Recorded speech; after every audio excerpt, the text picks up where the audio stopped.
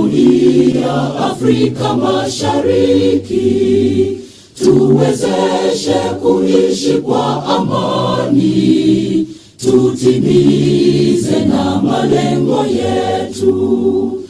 Jumuiya yetu sote tulilinde, tuajibike, tuimarike. Umoja wetu ni nguzo yetu, idumu jumuiya yetu. Thank you. We're going to have a prayer led by Mr. Ian Obo.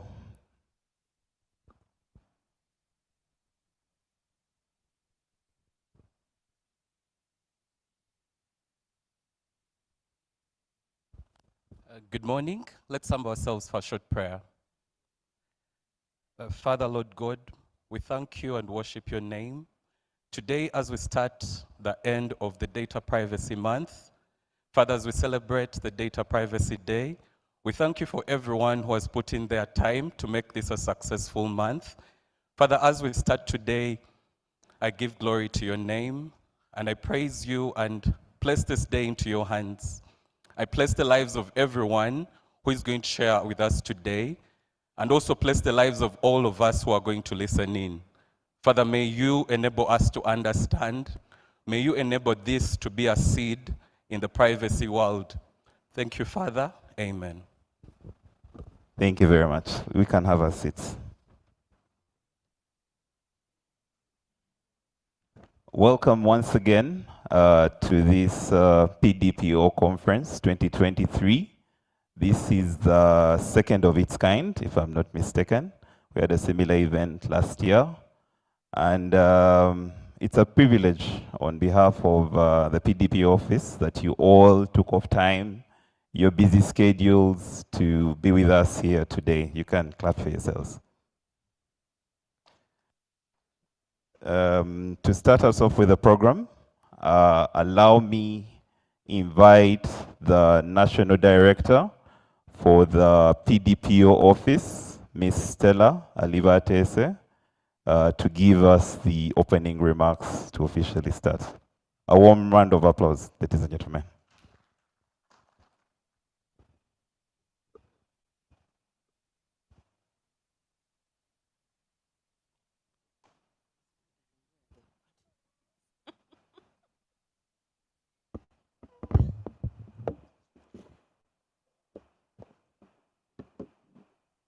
Good morning, everyone.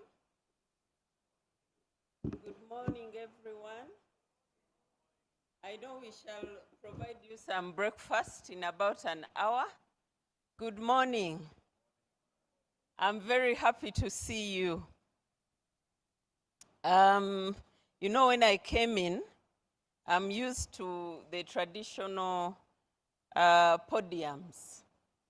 And it's something I had ignored. So when Wilson said, please come and speak, I was wondering, where am I going to put my papers?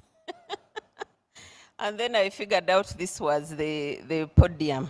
It looks really, really nice. So good morning, everyone, our participants who are here, and many of you who are online. First of all, I want to thank all of us that came at 8 or even before 8 a.m. Put up your hands and we clap for you. Thank you for keeping time. We wanted you here early enough so that, you know, we escort everyone here and be able to start at 9 a.m. sharp. And I think we've been able to do that. However, we do not take the time that you put in to be here at 8 a.m. for granted, and we thank you for that. I would like to welcome you all to the Data Privacy Conference, which we are hosting today as the PDPO. I would like to extend a warm welcome to some of my bosses. They are not yet here, but they will be here with us as we proceed with this conference. And this is the Honorable Minister for ICT and National Guidance, who will be our chief guest, the Permanent Secretary for Ministry of ICT and National Guidance, and the Executive Director, NITA U, Dr. Hatwib Mugasa, and many of my colleagues who are the Executive Committee of NITA U. I would like to warmly welcome our keynote speaker, Dr. William Mwaswa, if he could stand up so that our participants can see you. You're very welcome, sir, and thank you for honoring our invitation to be our keynote speaker today. Before our keynote speaker speaks, Wilson will be able to introduce him to you, and you'll be amazed at some of the work Ugandans do. I got to interact with Dr. William Mwaswa. We didn't know each other, but he does a lot of work on AI. And when we talk about data protection, in many cases, we talk about sharing of data, responsible sharing of data. So I'm looking forward to hearing from him on what words of wisdom he has for us. Dr. William Mwaswa is a member of the African Union High-Level Panel on Emerging Technologies, and we look forward to hearing from you, Dr. Waswa.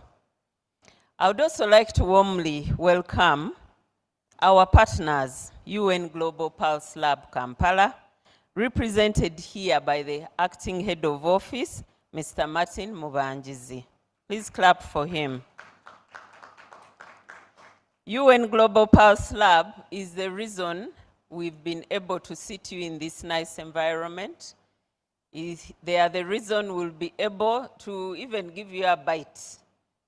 On top of that, they did hold a very wonderful webinar on data sharing, and we shall also have a presentation from them today. We emphasize responsible data sharing because we know that personal data protection does not operate in a vacuum. And that is why the theme that we had for this Privacy Month was data protection for social and economic transformation. Yes, we are there to protect the right of the citizen to privacy, but as a country, as citizens, we also must develop. I would also like to warmly welcome the technical advisor for the inclusive digital economy at UNCDF, if they are here. They are not yet here, but we'll meet them soon. UNCDF is also one of our key partners, especially in developing online tools that have enabled us ease the burden of compliance for many of you. Lastly, I also welcome the Executive Committee of NITA U. Today we gather to celebrate International Privacy Day. This day is normally celebrated on the 28th of January of every year. But today we are celebrating it on 31st January because 28th, as you know, was a public holiday. Or was a Saturday, actually, was a Saturday. This is a day dedicated to raising awareness about the importance of protecting personal data and safeguarding privacy rights. As the National Personal Data Protection Director at the Personal Data Protection Office, it is my great honor to serve as the host of this great event. If you recall, we celebrated our first Privacy Day as Uganda last year, so this is our second. As we reflect on the month-long celebration of Data Privacy Month under the theme Data Protection and Privacy Compliance as a driver for socio-economic transformation, I would like to take a moment to acknowledge the hard work and dedication of all those who have contributed to the success of the various activities and events we have conducted. For many of you who follow our work, instead of celebrating Privacy Week like we did last year, this year and the years coming forward, we shall be celebrating Privacy Month. And this is very deliberate because we want people to talk about privacy We want to create awareness. We want to know what expectations people have of us, what expectations people have of organizations, and people to know what rights they have under the law. And we thought that if you do just 1 week, it's really not enough. So we decided to dedicate January to privacy. And that is why you found, whether on our channels, whether on the digital channels of other organizations, they've been talking about privacy. The month-long webinars brought together experts in the field of data protection and privacy to share their knowledge and experience on a wide range of topics. The choice of topics for us was intentional on our part, as we are desirous of developing our ecosystem so it serves as many people as possible. Some of the topics we talked about, including consulting in the data protection and privacy space, because we do not want only the big four. Do we know who the big four are? That's a moot question. We don't only want the big four to be benefiting from this space. And if you joined that webinar, you must have noticed that some of the organizations you didn't even know, yet they are able to do very good work. Would like to develop an ecosystem where Ugandans can also traverse the region to provide these services. So that's why we did that webinar. We talked about averting data security breaches. For the data protection officers who attended our MasterCard training, we had a presentation that really talked about cybersecurity in Uganda. And some of the statistics were very, very alarming. We expect that data protection officers will put in place measures to avert data security breaches. And that's why we had that webinar. And then, of course, managing complaints is very key, because as we operate our businesses, as we interact with human beings, complaints are bound to happen, and it was important for us to guide on how these complaints can be managed. We talked about compliance in government. Most people think this law only applies to private sector, but it also applies to government. We've noted that government is slow on adopting the measures within this law, so we wanted to highlight this issue. We wanted to discuss it. We had a keynote speaker for that webinar from the European Union Data Protection Supervisor and other panelists. We had representatives from some of the government agencies who we know are making great strides in complying with this law, so that we inform the way forward. And then, of course, we talked about responsible data sharing. We had, on the Zoom call itself, we had over 180 participants. And then, of course, we had many people who are watching through our YouTube. So we think we covered it all. The webinar with data protection commissioners from Kenya, Uganda, and the Assistant Director of Cybersecurity from Tanzania to discuss the landscape of data protection and privacy in the ESC was also a great success, providing valuable insights into the challenges and opportunities facing the region. Furthermore, the public consultation on development of PDPO strategic plan was a great opportunity for us to hear from you, the public, your views on the strategic direction PDPO should take in the next 5 years in the implementation of the Data Protection and Privacy Act. The feedback received will ensure that we are meeting the needs of our stakeholders. I think it's very dangerous for us to, do our work without consulting you, because sometimes we may actually waste our energies because we are providing services that you do not need. The MasterCard Data Protection Officers 2-day training was a particularly noteworthy achievement, offering data protection officers an opportunity to gain hands-on training on how to conduct a data protection impact assessment and implementation of a cyber security program. For us, data protection officers are very important to us because they are our contact persons in the various organizations. And that is why we did a training needs assessment, which report we shall be launching today. And for us, we shall use this to make sure that we provide targeted training, because we make use of these data protection officers to be able to implement these measures within the organizations they work for. Secondly, by enabling internal implementation of these measures, we believe we shall reduce the burden of compliance for the organizations across the board.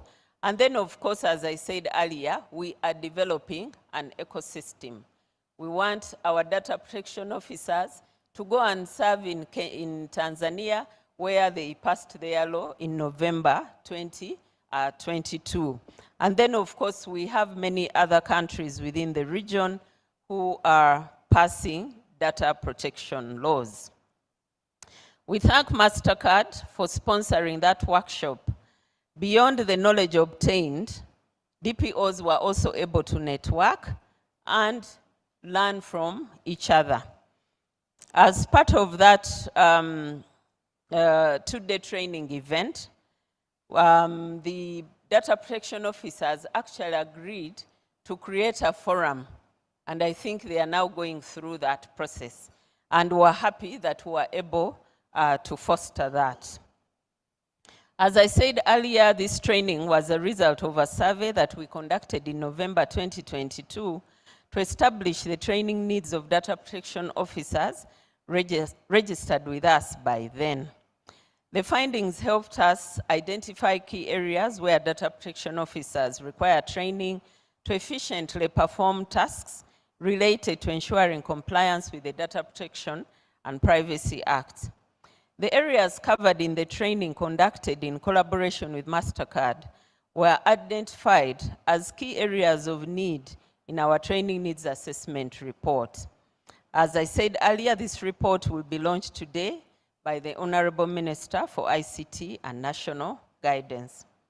I'm proud to say that the Data Privacy Month events have been a great success, and I thank all of you for your participation and support. A total of over 1,000 participants attended the month-long events, both online and in person. I would also like to take this opportunity to acknowledge and recognize the efforts of Safe Border, Stanbic Bank, Unwanted Witness, InterSwitch Uganda, and many other organizations who amplified our Data Privacy Month events on their social media platforms and helped to raise awareness about the importance of data protection and privacy. When we were starting Privacy Month, I challenged my team and I said, it should not be PDPO to be talking about privacy alone. Can you engage data protection officers so that within their organizations, those that are able to have budget can also amplify this message? And these are some of the organizations that I noticed were able to heed that call. So thank you very much. I hope we have some representatives here. Safe Border, I came with someone in the lift and he had, thank you, Safe Border. He had the t-shirt on. They are always branding.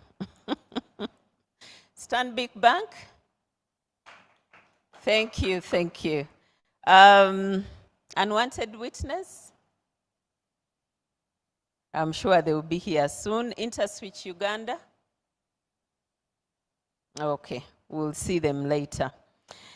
Today we are privileged to have a presentation by UN Global Pulse Lab Kampala on responsible data sharing as a driver for social and economic transformation, as well as a panel discussion on data protection and privacy compliance as a driver for socio-economic transformation. These discussions will provide valuable insights into how we can use data protection and privacy as a catalyst for driving positive change in society and fostering economic growth. Once again, I thank you all for joining us today, and I look forward to continuing this important conversation on how we can build a more secure and trustworthy digital world for all.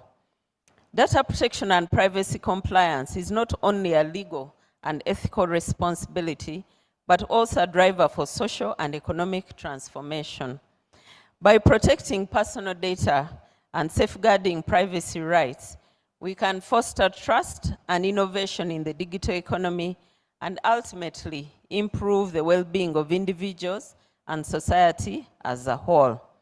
Let us continue to work together to promote a culture of data privacy and protection in all aspects of our lives.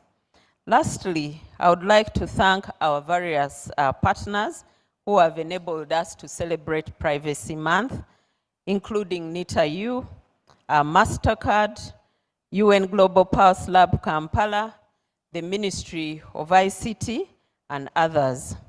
With that, I officially open this conference and invite the keynote speaker, Dr. William Waswa, to give his keynote address. Thank you. Before you come, Dr. Waswa, let's give an opportunity to Wilson to introduce you properly so that our participants can know who you are. Thank you very much.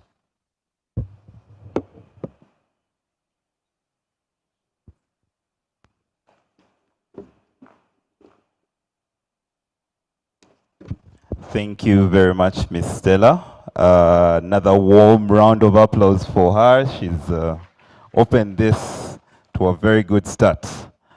Now, I do have in front of me a very long CV. Seriously, Dr. Waswa is really quite something, as you will see. Dr. Waswa is a biomedical engineer, researcher, and AI leader. He is a senior lecturer and head of Department of Biomedical Sciences and Engineering at Barara University of Science and Technology.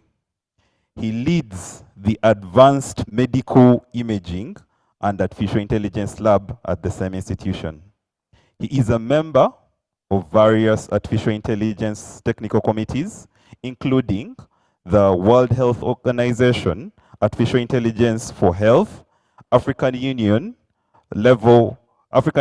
High-Level Panel on Emerging Technologies, amongst many others. Dr. William is also the chair of the African Union Artificial Intelligence Continental Strategy, CEO and co-founder of Global Auto Systems Limited, Uganda. He is interested in digital health innovations that provide universal health coverage, especially reaching, sorry, just give me a second. Okay. Oh, okay. So he is an advocate of ethical AI, ethics in AI, and very passionate about microscopy and image analysis. He has developed several innovations, including the PAPS AI, a low-cost microscope slide scanner for automated diagnosis and classification of cervical cancer from pap smear images. The innovation has been recognized by the World Health Organization and the Royal Academy of Engineering. Ladies and gentlemen, I give you Dr. Waswa.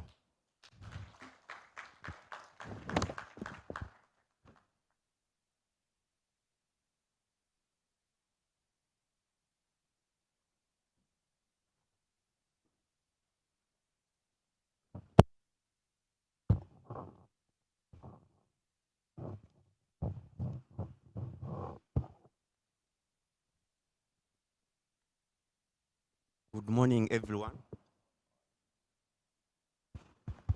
Yeah, good morning, everyone. I'm really happy and humbled to be here, and I welcome all of you to this conference. And I thank the Personal Data Protection Office for organizing such a wonderful conference. So thank you so much.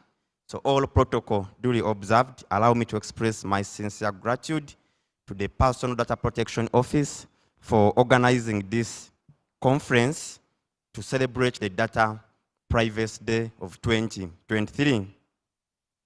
As I've been introduced, I'm a member of the African Union High-Level Panel on Emerging Technologies, and the African Union Agenda 2063 recognizes science, technology, and innovation as a multifunctional tool and enabler for achieving continental development goals. It emphasizes that Africa's sustained growth and economic transformation requires sustainable investment in new technologies and continuous innovation in the areas such as agriculture, health, smart cities, clean energy, and education.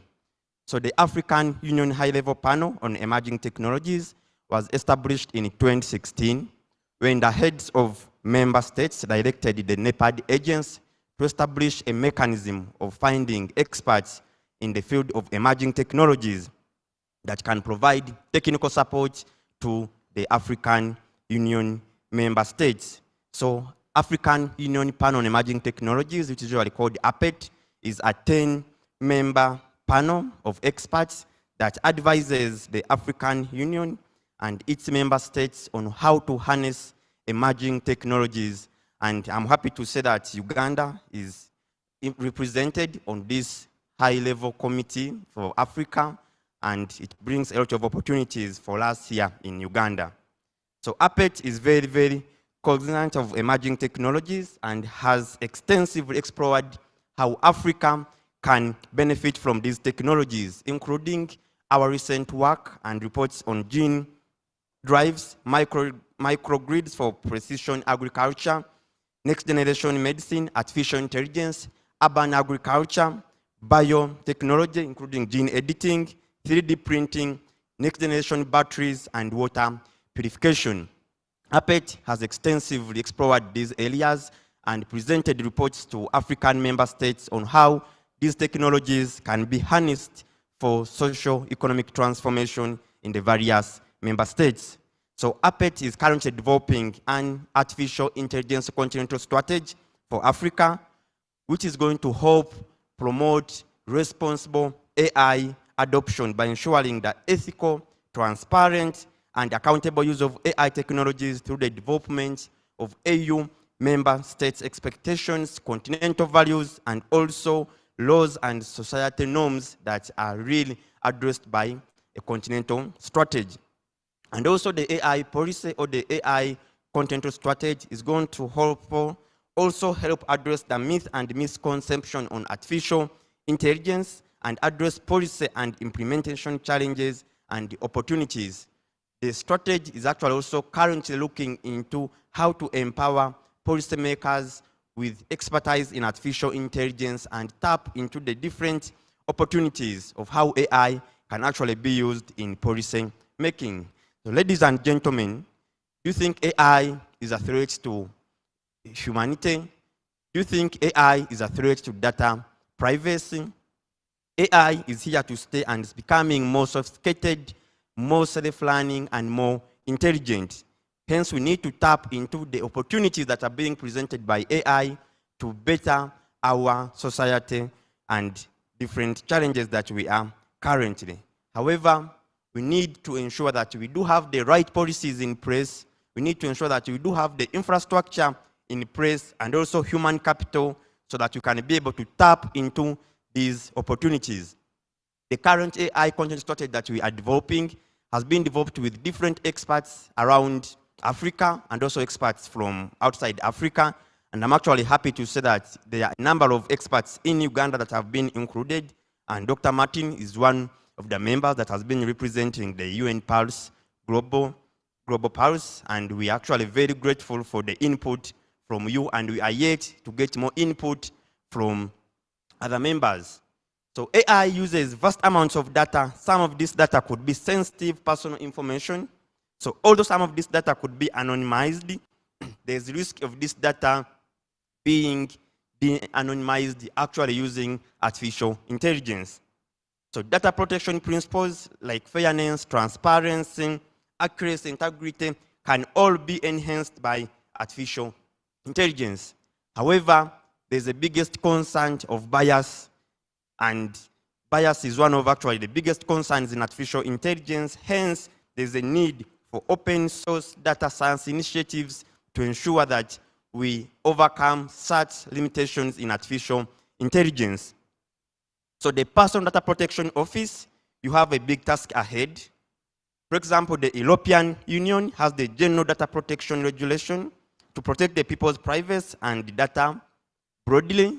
In 2021, the European Commission proposed the Artificial Intelligence Act to govern the development, use, and marketing of AI, and AI is broadly, so that to ensure that AI is broadly harmonized to better give out its benefits to a bigger public or to the general public.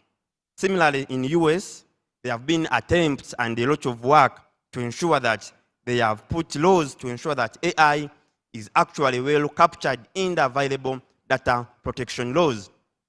This is also seen in other countries like Brazil, South Africa, and India, where they are coming up with artificial intelligence laws to ensure that the data protection laws that are actually available are enhanced to ensure that artificial intelligence and other emerging technologies like 5G, 3D printing are well captured. Because since these are emerging technologies, some of these very good laws and policies, by the time they were developed, some of these technologies had not yet evolved and were not a big threat as they stand now.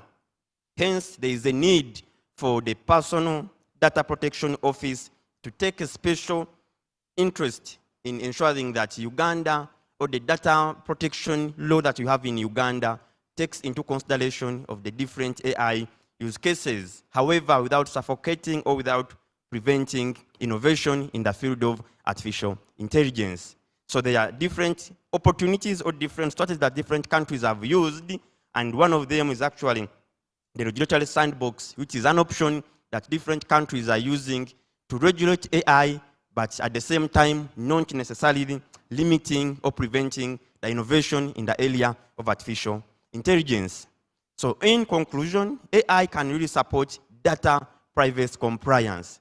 Me, I come here to bring a message that artificial intelligence can be a very strong tool to actually ensure compliance of the data protection, because these are actually some of the questions I've always been having in our discussions, that artificial intelligence, there are policies, there are regulations, but how do you ensure that there is compliance?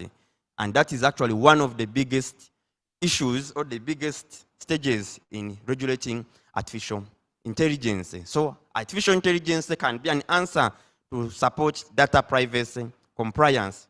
AI could be used for analysis to find anomalies in user access. It can also be used to anonymize a lot of data that can be used to provide data for research. As you know, that artificial intelligence in Africa, we're actually just starting the artificial intelligence. We are in the stages of collecting data. We cannot talk about artificial intelligence without data. And as you know, we have not been having structured data. We do have a lot of data, but most of this data is not structured, does not have metadata, so it cannot be used to develop artificial intelligence models. So as we are in the process of developing our data sets, we need to ensure that we develop these data sets right, using the right policies, using the right tools to ensure that we do not have bias in the AI models that are going to be developed, to ensure that we do not have security and other unethical issues.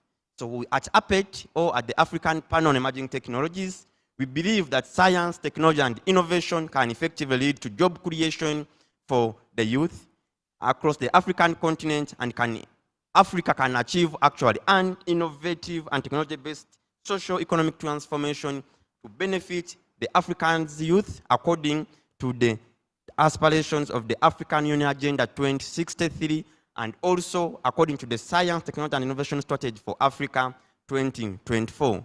Dear ladies and gentlemen, I welcome you to this very important conference, and let's please embrace artificial intelligence to ensure that we could have data protection compliance in Uganda. Thank you.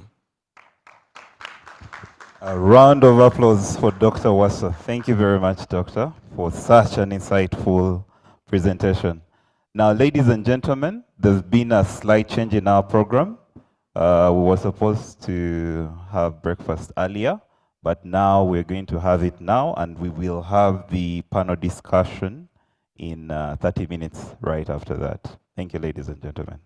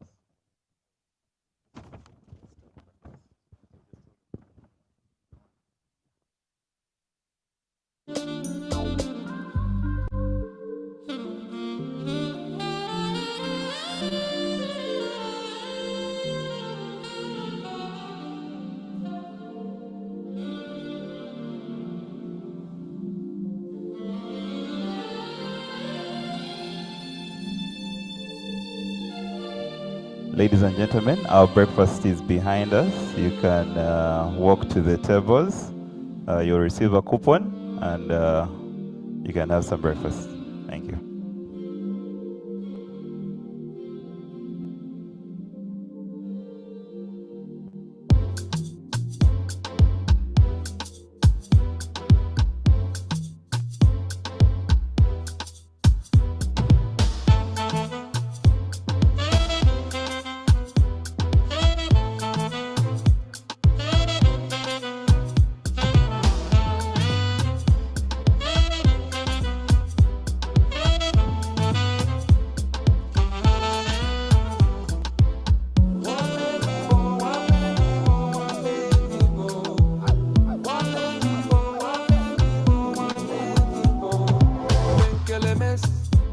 Come to smoke cannabis.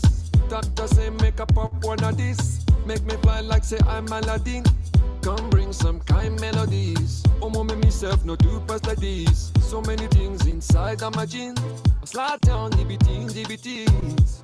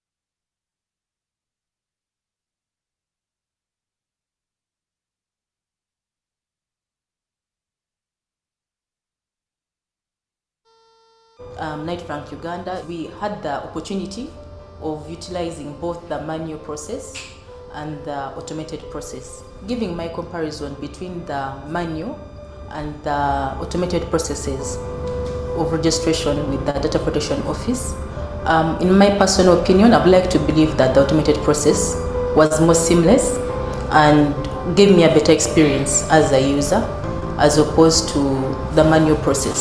I really enjoyed my experience with the automated process in the sense that now the information that we had to fill in manually under the manual process was already, the details were already on the portal.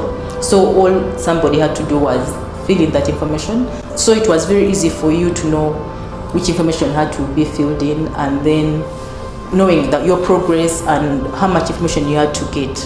When we submitted that information, we got a notification that our application had been submitted.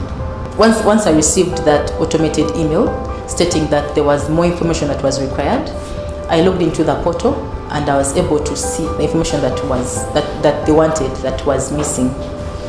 So before I could actually go ahead to resolve it, an official from the Personal Data Protection Office reached out to me, and they also confirmed the same information. That information was missing and we had to submit it. He then requested for us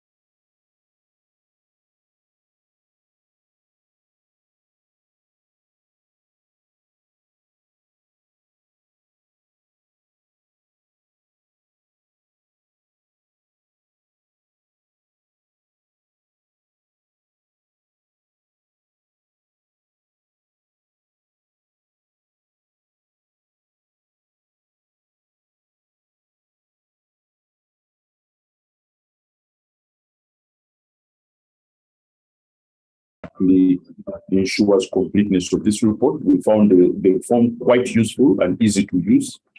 It was quite intuitive with drop downs and checkboxes, allowing us to easily fill the form. And of course, there are those notifications that come in through our emails. Authentication, making sure that the information we provide is accurate. With regards to the autocomplete feature of the Form 3, we found this very useful as it saved our time. Instead of having to enter everything, quite a number of the information was pre-populated, information related to the organization. But also just to emphasize the issue of having an automated system rather than a manual system. Of course, the information is alive, you could say. You can always come and improve the content that you provided if you have. This is much easier than if you had to deal with paper, where maybe you have to whitewash, or you have to cancel, or you have to fill a completely new form. The process of editing is quite straightforward. But the biggest advantage is the fact that this can be done remotely. We can sit at the comfort of our offices, provide all the information that is required by the Data Protection Office and submit it. Once we've submitted it, we can receive information on where we need to improve before we make our final submission. Using the Personal Data Protection Portal, log on to www.pdpo.go.ug or dial *260#, select Privacy to report personal data misuse or breach. Data can only be accessed in accordance with the Data Protection and Privacy Act. This message is brought to you by the Personal Data Protection Office, the office responsible for implementing the Data Protection and Privacy Act 2019, with support from UNCDF. Your personal calls are private. Personal transactions are private. Your medical information is private. Your education background is private. Your mobile money balance is private. Personal data is private. Protect it. Using the Personal Data Protection Portal, log on to www.pdpo.go.ug or dial *260#, select Privacy to report personal data misuse or breach. Data can only be accessed in accordance with the Data Protection and Privacy Act. This message is brought to you by the Personal Data Protection Office, the office responsible for implementing the Data Protection and Privacy Act 2019, with support from UNCDF. Your personal calls are private. Personal transactions are private. Your medical information is private. Your education background is private. Your mobile money balance is private. Personal data is private. Protect it. Using the Personal Data Protection Portal, log on to www.pdpo.go.ug or dial *260#, select Privacy to report personal data misuse or breach. Data can only be accessed in accordance with the Data Protection and Privacy Act.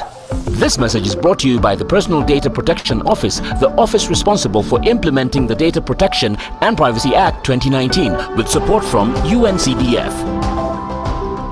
As a company, Knight Frank Uganda, we had the opportunity of utilizing both the manual process and the automated process. Giving my comparison between the manual and the automated processes of registration with the Data Protection Office, in my personal opinion, I would like to believe that the automated process was more seamless and gave me a better experience as a user as opposed to the manual process.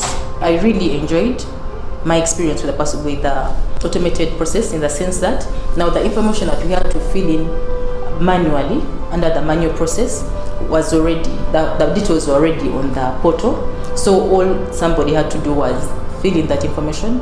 So it was very easy for you to know which information had to be filled in, and then knowing that your progress and how much information you had to get.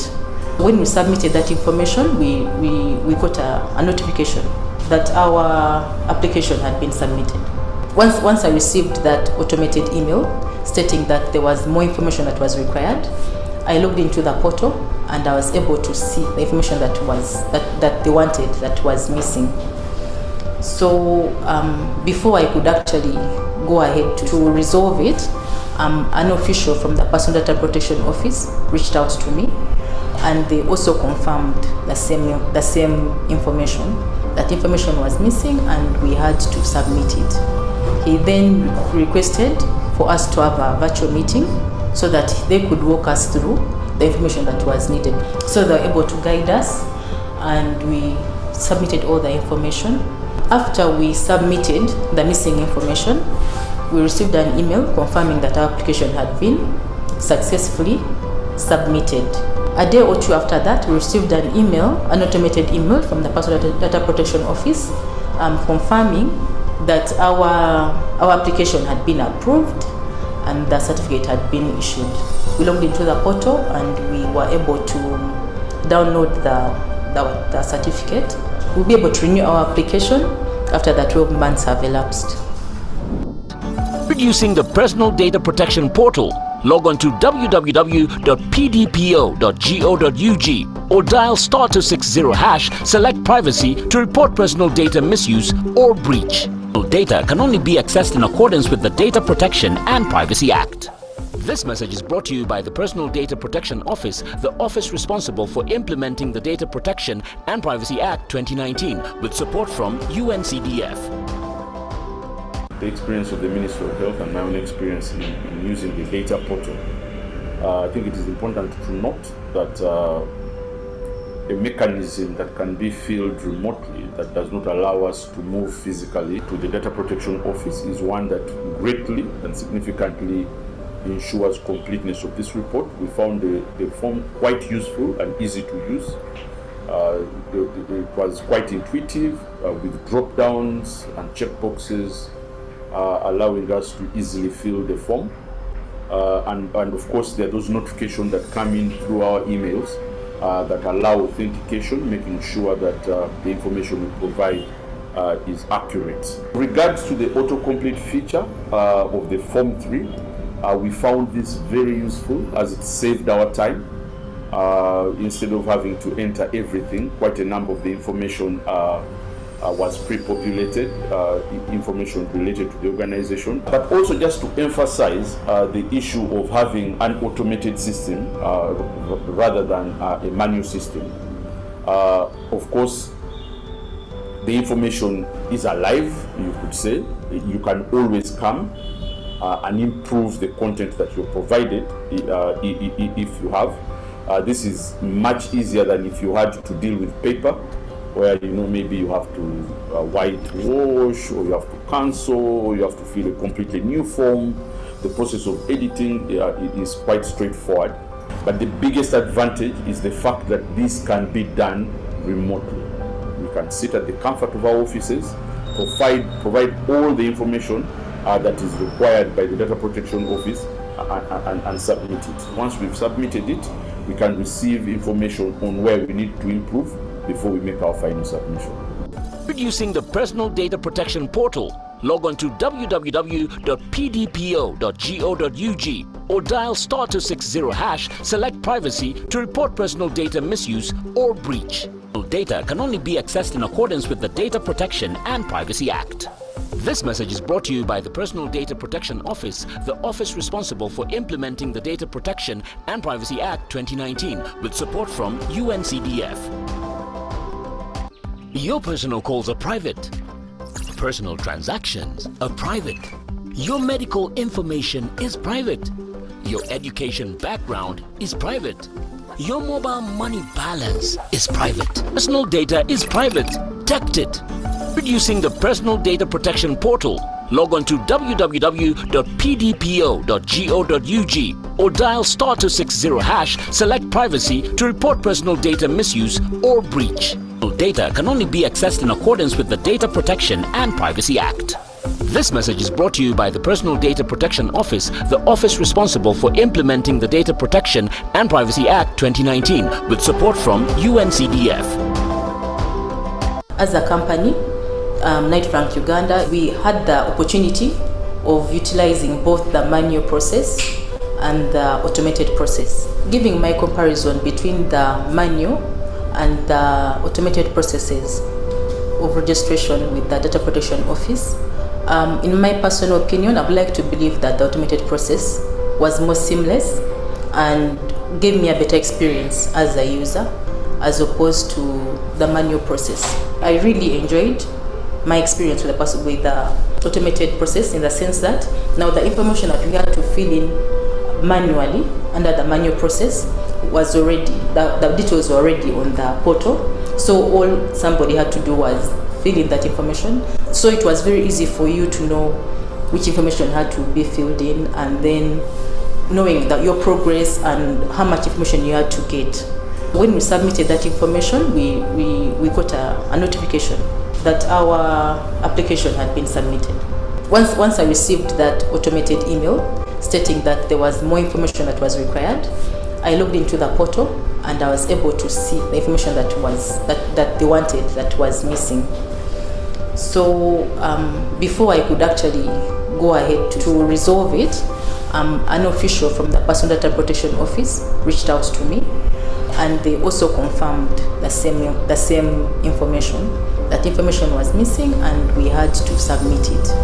He then requested for us to have a virtual meeting so that they could walk us through the information that was needed. So they were able to guide us, and we submitted all the information. After we submitted the missing information, we received an email confirming that our application had been successfully submitted.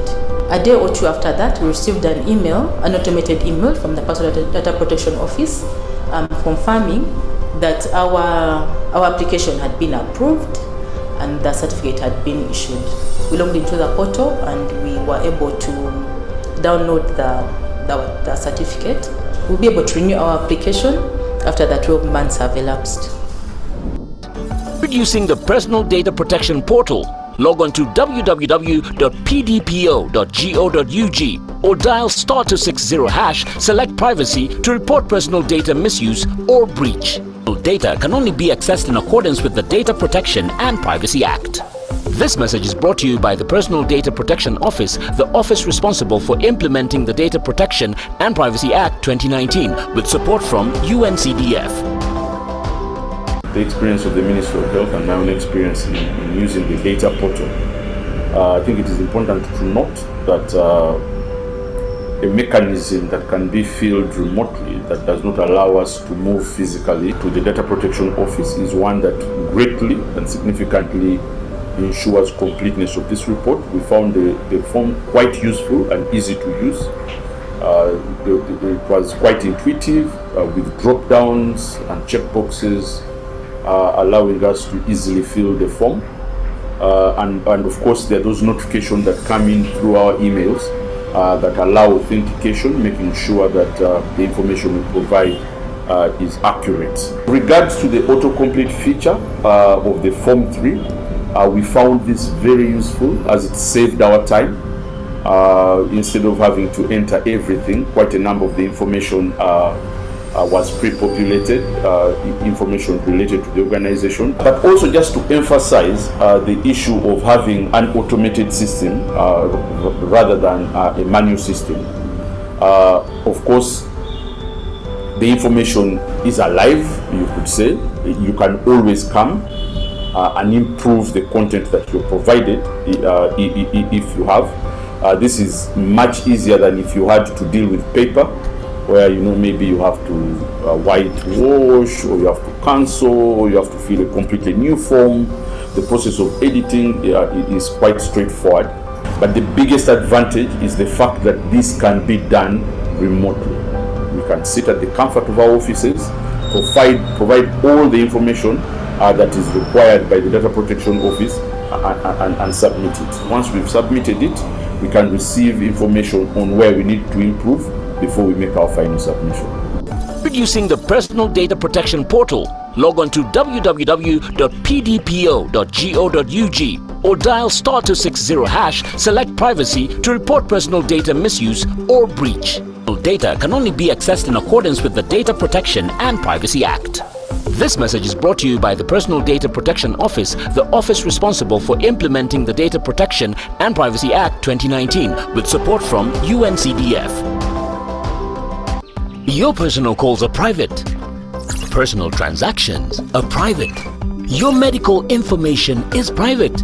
Your education background is private.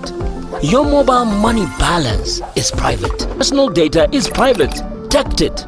Introducing the Personal Data Protection Portal. Log on to www.pdpo.go.ug or dial *260#, select privacy to report personal data misuse or breach. Data can only be accessed in accordance with the Data Protection and Privacy Act. This message is brought to you by the Personal Data Protection Office, the office responsible for implementing the Data Protection and Privacy Act 2019, with support from UNCDF. As a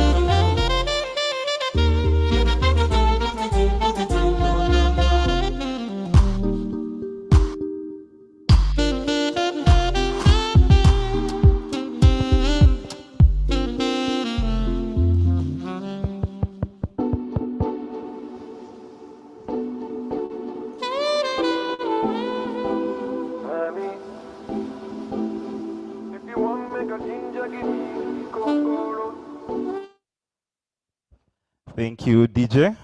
Thank you very much. Ladies and gentlemen, we are now headed for our second session for the day. And it's going to be the panel discussion that was earlier planned. We have a quite strong panel to discuss about data privacy as a driver for socio-economic transformation, our theme for the day. Ladies and gentlemen, allow me invite the moderator for the panel discussion, Mr. Baker Birikuja. Mr. Baker is a practicing advocate with over 7 years of vast experience in regulatory and compliance matters in the IT sector.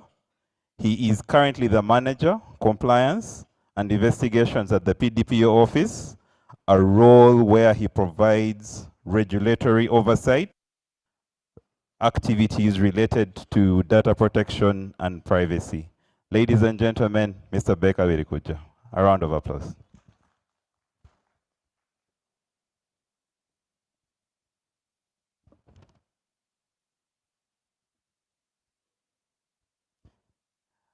For our first panelist, I'll invite Miss Barbara. Miss Barbara is the current head of compliance, data privacy at Stanbic Bank Uganda. She has over 19 years of experience in the banking industry. She has built expertise in regulatory compliance, anti-money laundering, data privacy, compliance, and operational risk management. Ladies and gentlemen, Ms. Barbara, a round of applause, please.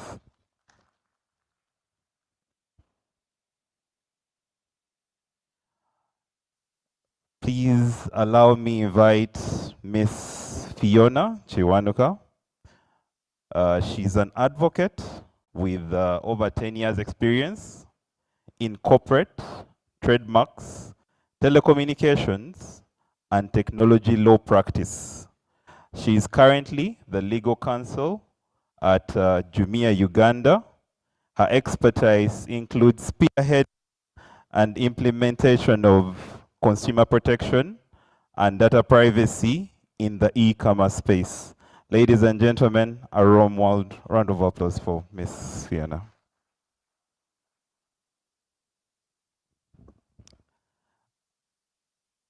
As she takes a seat, our next panelist is Mr. Yona Wanjala. He is the director of Defenders Protection Initiative. He has over 15 years experience in risk, policy, assessment, compliance and regulations. He is a permanent member of the Expert Hub on Impact of Financial Action Task Force on civic space in the world and in Africa. A warm round of applause to Mr. Yona. Our fourth panelist, that's minus the moderator, is Dr. Mayambala. Sorry, just 1 second. Okay. Is Dr. Ronald Kakungulu Mayambala. He is an associate professor with the Human Rights and Peace Center, Makerere University. He lectures human rights in the domestic perspective, consumer law, and data protection, to mention a few. He has extensive knowledge on digital rights, data protection, and privacy, and he is an advocate of the High Court of Uganda. Ladies and gentlemen, let's welcome Dr. Ronald.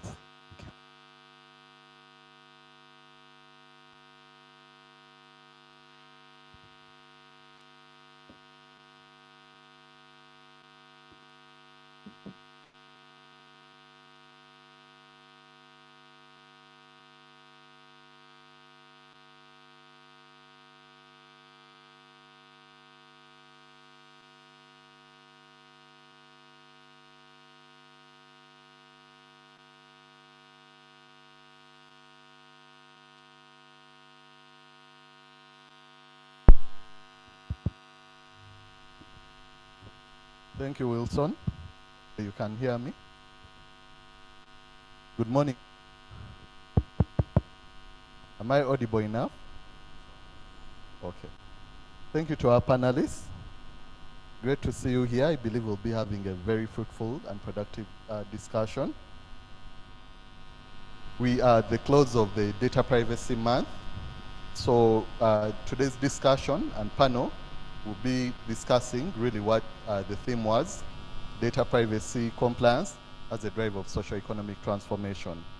So our panel is well represented from different sectors to see how innovation, compliance within the different sectors can be driven. So we have from the private sector, the banking, and then we have e-commerce from the civil society, but also academia. So I believe we'll be able to pick up something.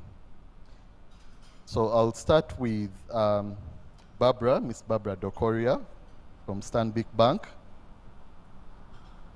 Innovation and data protection and privacy can be seen as competing interests as the development and use of new technologies and business models may require the collection and use of personal data in ways that may raise privacy concerns. This, at least in the banking sector, we've seen it with where we have platformers, a business model for banking. So how does Stanbic Bank address these concerns while ensuring that they stay competitive in the market, but also compliant?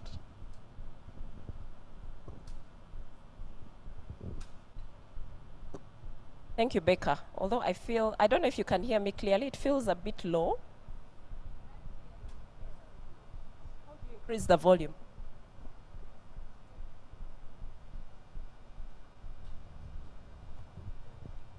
Let me try. Okay, let me try. Thank you, Becca, and thank you for hosting me here today and inviting me to speak at this conference. Well, I believe the reason I'm here is because financial services, I work with, just to reintroduce myself, I work with Stanbic Bank Uganda. And I believe the reason I'm here today is because financial services actually plays a very big part in the socio-economic transformation agenda. I hope the people at the back can actually hear me. Great. Yeah, so that's better, I think. Yeah. So financial services really plays a big part in the socio-economic transformation agenda. And really this is through some of the financial inclusion products that we offer from a banking perspective. And maybe just to repeat your question, because I think it was a bit low. So what I'm tasked to speak to here today is innovation and data protection and privacy can be seen as competing interests, as the development and use of new technologies and business models may require the collection and use of personal data in ways that may raise privacy concerns. So my role here today is to speak to how Stanbic Bank has addressed some of these concerns. And I think I would like to just start with, I think, agreeing with that statement that in my experience, indeed, innovation and data privacy can have competing interests. Because on one hand, your business wants to innovate and innovate fast and go to market early. And on the other hand, as the one responsible for ensuring compliance, I'm telling them you have to wait because we have to put in the right safeguards just to protect the business, just to ensure that whatever we are doing is in a compliant manner. So yes, they are competing interests, but there's also an argument that they can be complementary. I'm sure you've seen the rise of several data protection enhancing technologies that have come up as a result of the law. There's a lot of innovation in that space, and therefore I think the two should actually be complementary because one cannot do without the other. And I would just like to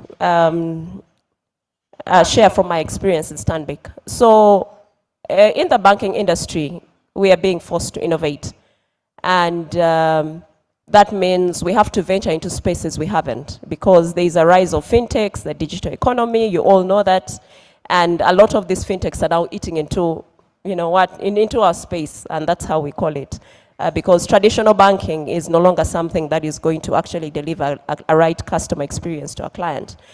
So we must innovate, and that means we must develop new business models as we innovate. And some of these business models are really now getting into platform, they are becoming borderless. We have to partner and integrate with very many third parties. And of course, when you hear that cross-border, borderless, already, I'm sure your minds are thinking, so how are you dealing with the privacy concerns around having to, to go borderless or to integrate with different third parties? And, I was happy to see this today because a lot of the concerns I'm going to speak to, I'll just stick to 3, which are part of the Privacy Act in terms of the principles of the Act. And I think one of the biggest concerns today is around, everything, all data that you process must have a legal basis. So it means, what does that mean? What comes to mind? That you must have consent from your customer. And consent must be explicit. Consent cannot be implied. I'm sure we all know that. If you don't have consent, then you can do nothing with your data. Your data is as good as useless. Maybe, I think the only people who have some exception, the government agencies that fall within, the lawful basis, or, they require it either for investigations or whatever reason that is covered under the Act. But most private institutions cannot do without consent. And, the Act says consent must be freely given, it must be unambiguous, and therefore, it's a key thing if you as an institution want to innovate going forward. So I'll just speak to how we've managed this within Stanbic Bank. So we've had the privilege, because of our affiliation to a group. We are part of the Standard Bank Group in South Africa. And when the GDPR was enacted in 2018, our group counterparties started to implement processes, policies, and standards within and across the group. So we started our data privacy journey way back in 2018.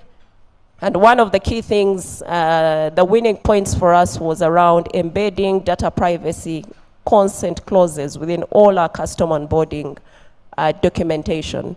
So when you're opening an account, you'll find that there is a clause there that you consent to. And our clause is quite specific because you have to consent to us sharing with your information, potentially sharing with third parties as we process, cross-border transfer of this information. Being part of a group, some of this is inevitable. Direct marketing, you have the option whether you need to opt in or opt out. So because we started that journey a little bit earlier than when the law came, we have made great strides. Still work in progress. There's still work to be done, but we are moving towards even automating some of these processes so that all our consents are actually in a system, and we can tell you today, if you came, whether Stella is consented to us having her information or not. So that's how we manage that. And I'll touch on the other principle. The other principle is around security. And really, the security and confidentiality of data. I think this is also one of the most important things in this era of cybersecurity crime. I think you all know, if your systems are not secure, you're as good as dead. We have seen crimes where billions of money have moved out of systems in a space of 2 hours. And that money has been withdrawn across 10,000 mobile money outlets across the country in a space of 3 hours. So it's getting more and more important that security is one of the key things that you focus on. And I would like to bring in the aspect of data privacy and security by design, and that is what we've adopted within Stanbic Bank, where the IT teams, the dedicated IT security teams, and the data privacy teams that sit within compliance are actually part of the product development right from inception until a product is rolled out. So along the process, we are checking and ensuring that all the security controls and the necessary security controls that need to be put in place are actually put in place. So there's a collaborative effort between across the department, between different teams, just to ensure that this happens and this happens well. I think the last one for me is around quality. I think that is, for us who collect, we collect a lot of personal information. You know, at the time you come to open an account, you know the kind of information we ask you for. But there is also a high dependency on the teams at the front end to capture the right kind of information. So whereas I might indicate my birth date as 10th December, the person capturing may indicate it as 11th December. So the quality of data is one of the key concerns that comes up with regards to data privacy. So it's important. We currently have a specific enterprise data office and a data governance team that wakes up every single day to check and ensure that the data that we have on each of our customers is actually accurate. Because a lot of the innovation that we are trying to do within the bank is really data-driven. It's data-driven innovation. If I want to pre-score you for a lending opportunity, I need to have the right kind of data in order for my pre-scored lending tool to actually produce to give me the right output. So if the quality of data, if it's garbage in, garbage out, if the quality of data I have in my systems is garbage, then even when I come to you, it's to market a product, or if I'm wishing you a happy birthday on 11th December instead of 10th December, I'm sure that has annoyed many people, because sometimes, as you know, we send out these messages. So to receive happy birthday, Stella, and it is 11th December and your birthday is probably 1st January, that can be very annoying. So quality of data is important, because also as per the Act, we must ensure that we are actually correcting the right data. We are keeping the right data for the client, because we can also be penalized for having the wrong information within our systems. So quality of data is very important. So I think for me, in conclusion, just to conclude on this, is the two must be complementary, and therefore we cannot run away from it. I remember Becca in one of the meetings that we had earlier during the data privacy this month, in one of those meetings where you said, the workshop, where you said, we have written to organizations and they've not responded. So people are burying their heads in the sand. You cannot bury your head in the sand. Innovation is not going anywhere. The digital economy is growing every day. Compliance is becoming amorphous every day. And therefore, we cannot run away from it, but we must strive to ensure that whatever we are doing is still innovative, is still compliant as we innovate. Thank you, Becca. Okay. Thank you, Barbara. You've really given a very good practical scenarios around customer experience and how it's driven by data. I'm sure, people who remember their birthdays, when they get such a message, it can be more annoying than, bringing those feelings to the person. But then you've also highlighted that data still is very critical to your operations, becoming more efficient. But then now I'll move to Mr. Yona Wanjala from Defenders Protection Initiative. Looking at it from the civil society, how data is critical and its importance, because it may not be very different from Stanbic as a bank, but also in your operations as civil society, it plays a very critical role for you to be able to engage whether the beneficiaries or regulators. So NGOs also may collect and use personal data for various purposes. This could include fundraising, which is very key, advocacy, or service delivery. So how do these NGOs balance such purposes with the requirement to safeguard the privacy of the individuals from whom such data is collected? Thank you, Becca, and thanks to the Data Protection Office. One, for giving us this platform, but an opportunity to interact with experts on data protection. Hitting direct to the question, how do we balance between the data that we harvest, the data that we collect, versus the protection and privacy? The balancing act for the sector is a bit tricky. Like you've particularly highlighted that we collect reasonable data from what we'd call our primary stakeholders, who are the people we work with and work for, the duty bearers, whom we consider as government entities, and the key stakeholders, whom we classify as those individuals or institutions with influence, and this we characterize donors. All these individuals, persons, we collect from them data. And for the balancing act of the privacy, I can only say that I classify it in three. It's an aspect of the law, it's an aspect of practice, and it's an aspect of behavior or character. To the law, the NGO sector works within the law. Article 27 of the Constitution highlights the right to privacy.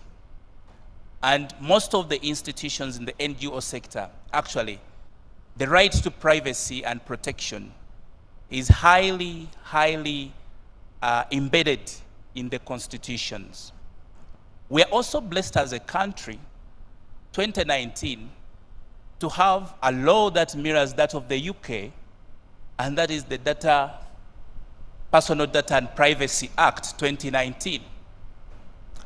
This law demands NGOs to comply with the principles, with the practices of data protection. While it was passed in 2019, most of the civil society actors did not know about the law. So when the Data Protection Office gave us a reminder of the deadline, we amplified the registration and compliance obligations under the Data Privacy Act. So in line with the law, we operate within the law. We also comply with the law. And since we are civil society and we do good works, sometimes the behavior and conduct and practice makes us slide away from privacy and protection. I was surprised when we held one of the webinars, somebody put a comment in the room that you NGOs, we found the list of participants in District A with their names, with their contacts on the street, with a lady who was selling kabalagala, pancakes. So it gets back to the practice. What are the control places? What are the control mechanisms in place at institutional level? What procedures are in place at institutional level? To balance or mitigate all this, Defenders Protection Initiative, in collaboration with other government authorities, NITAU here, and then the Data Protection Office, we've created awareness on the importance, the principles of data protection and privacy. 2, Defenders Protection Initiative is championing a digital security alliance. With Digital Security Alliance, ideally, the core to it is data protection and privacy to the NGO sector.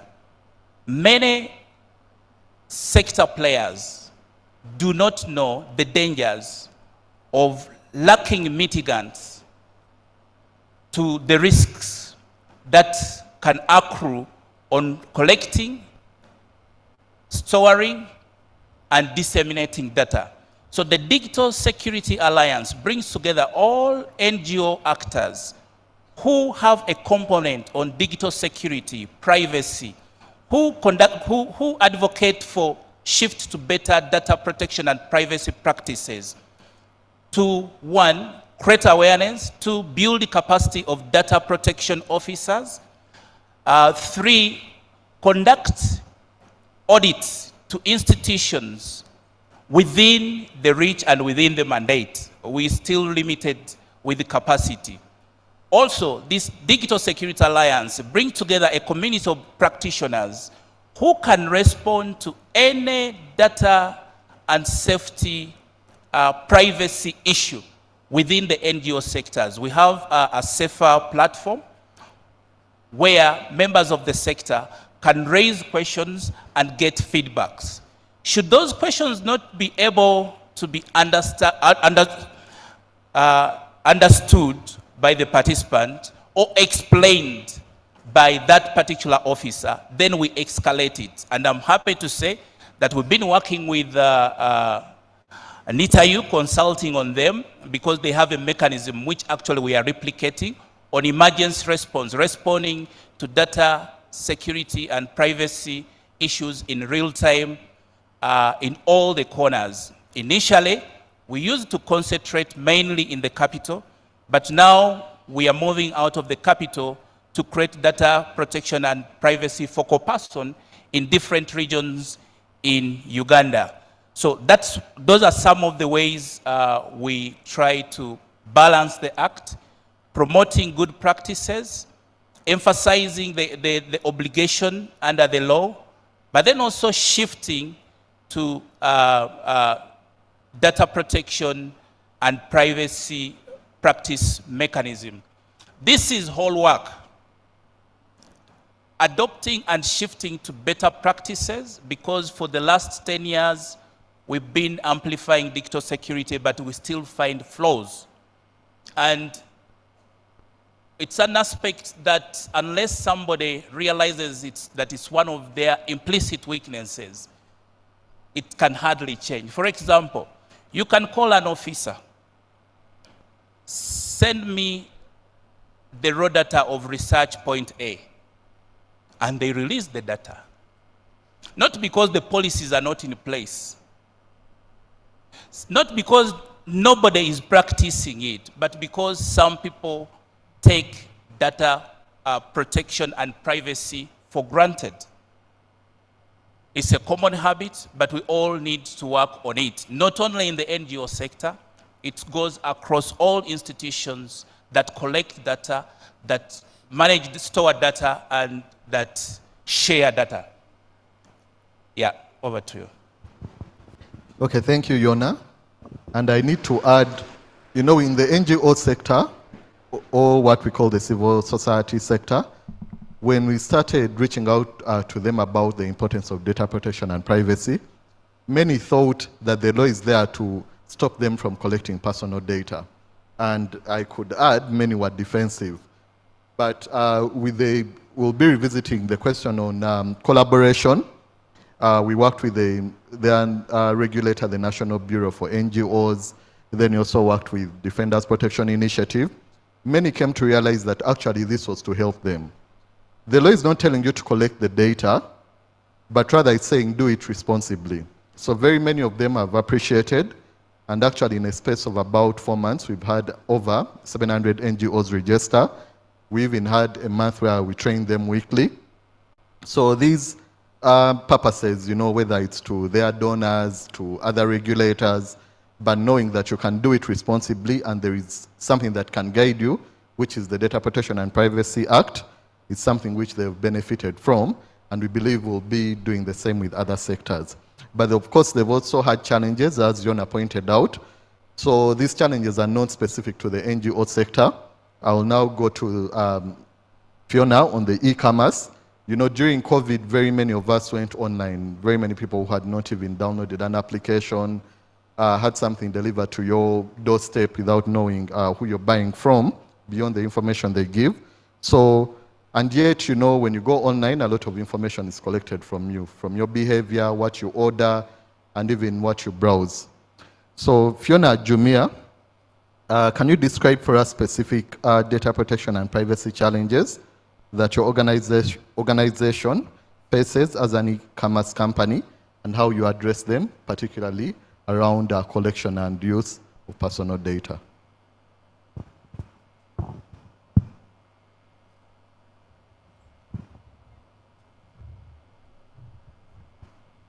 Try switching on the one to your right.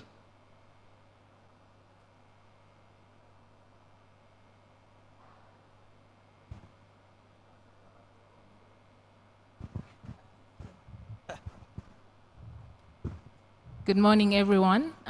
Thanks for attending this conference. I see it's a full house. We are so blessed and honored to be here and to share some knowledge that we've learned over the past 3 years, I think, when the Data Protection Act came into force. Before I start, I just need to make a disclaimer. The views I'm about to say are really personal. They do not reflect all the views of Jumia. So please, I really want that to be on record. These are personal views. So like any other, yeah, it's a lawyer-like thing, so sorry about that.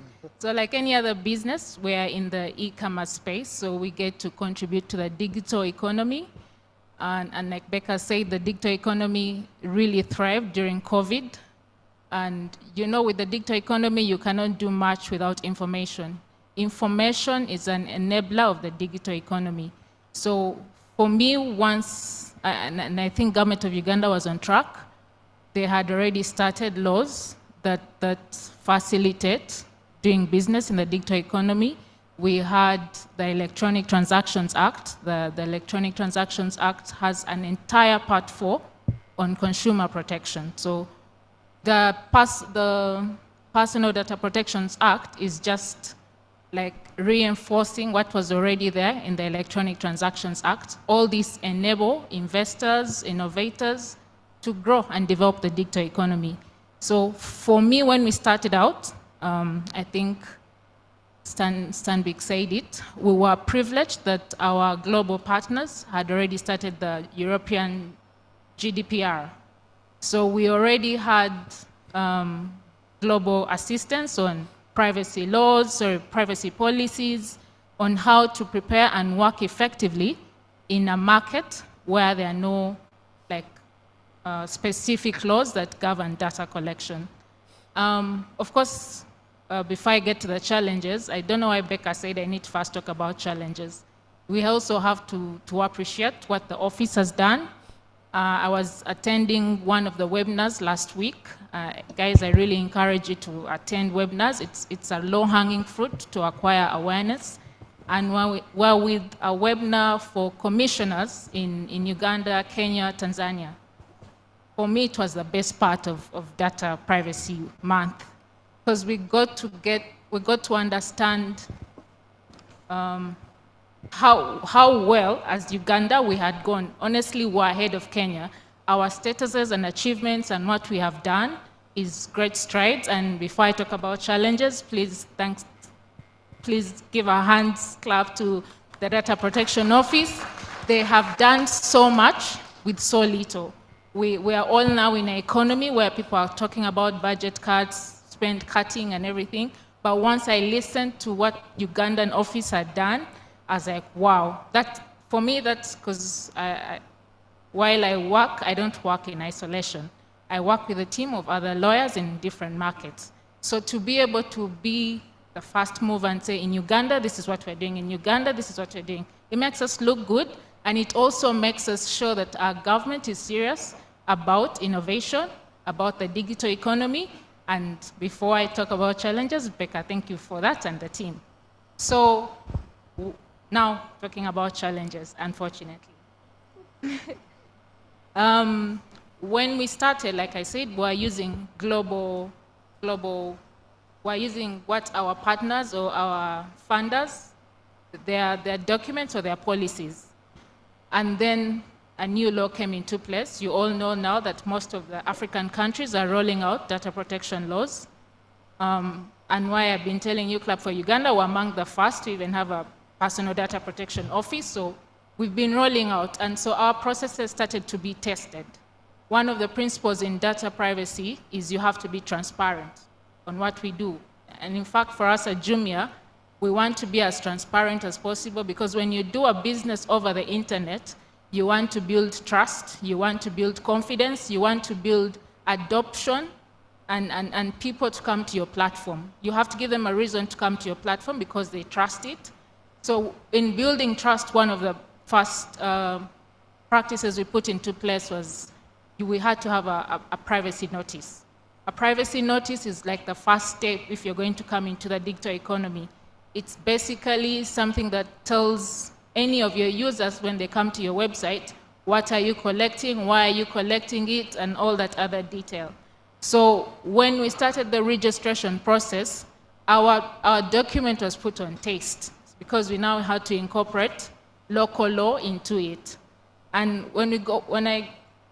I remember because NITA does registration of that, a lot of the information had discrepancy. When you look at the European General Data Protection Law, they will tell you, this is essential information you need to put on your privacy notice.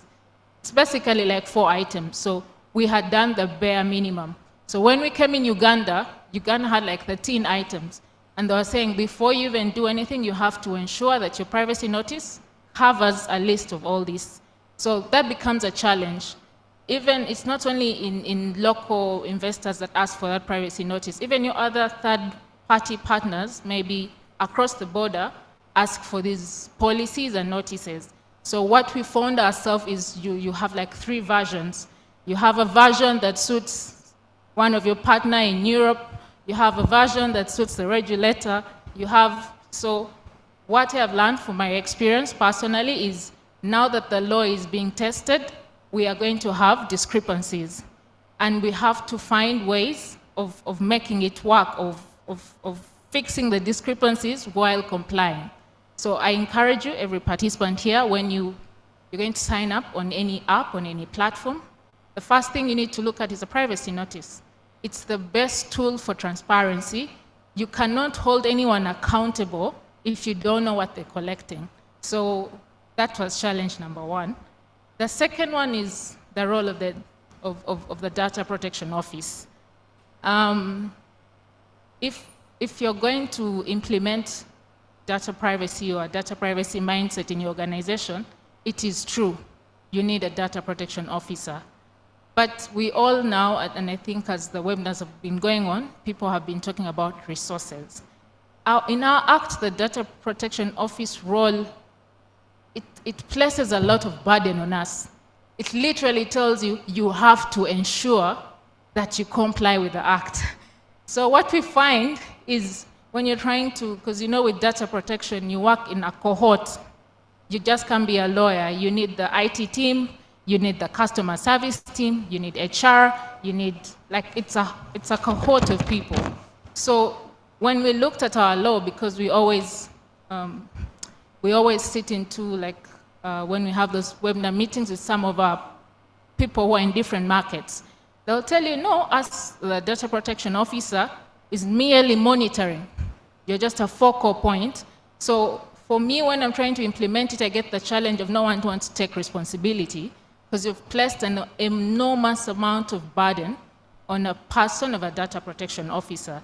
And yet they are important people to ensuring that the Act is implemented and sharing knowledge between us and the regulator.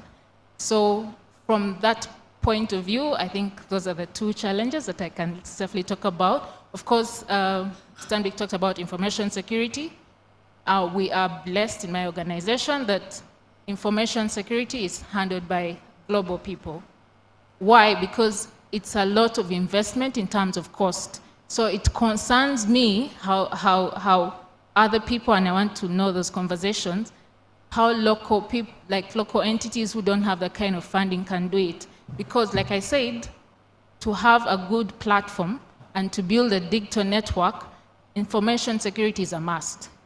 Because it's a lot of investment, it's a lot of resources, it's a lot of everything. So I also find that as a challenge. I have not seen it personally, but I have done some simple work on pro bono where it has come up as an issue of where do you now get the resources? I have the policies, I have the documentation, I've registered.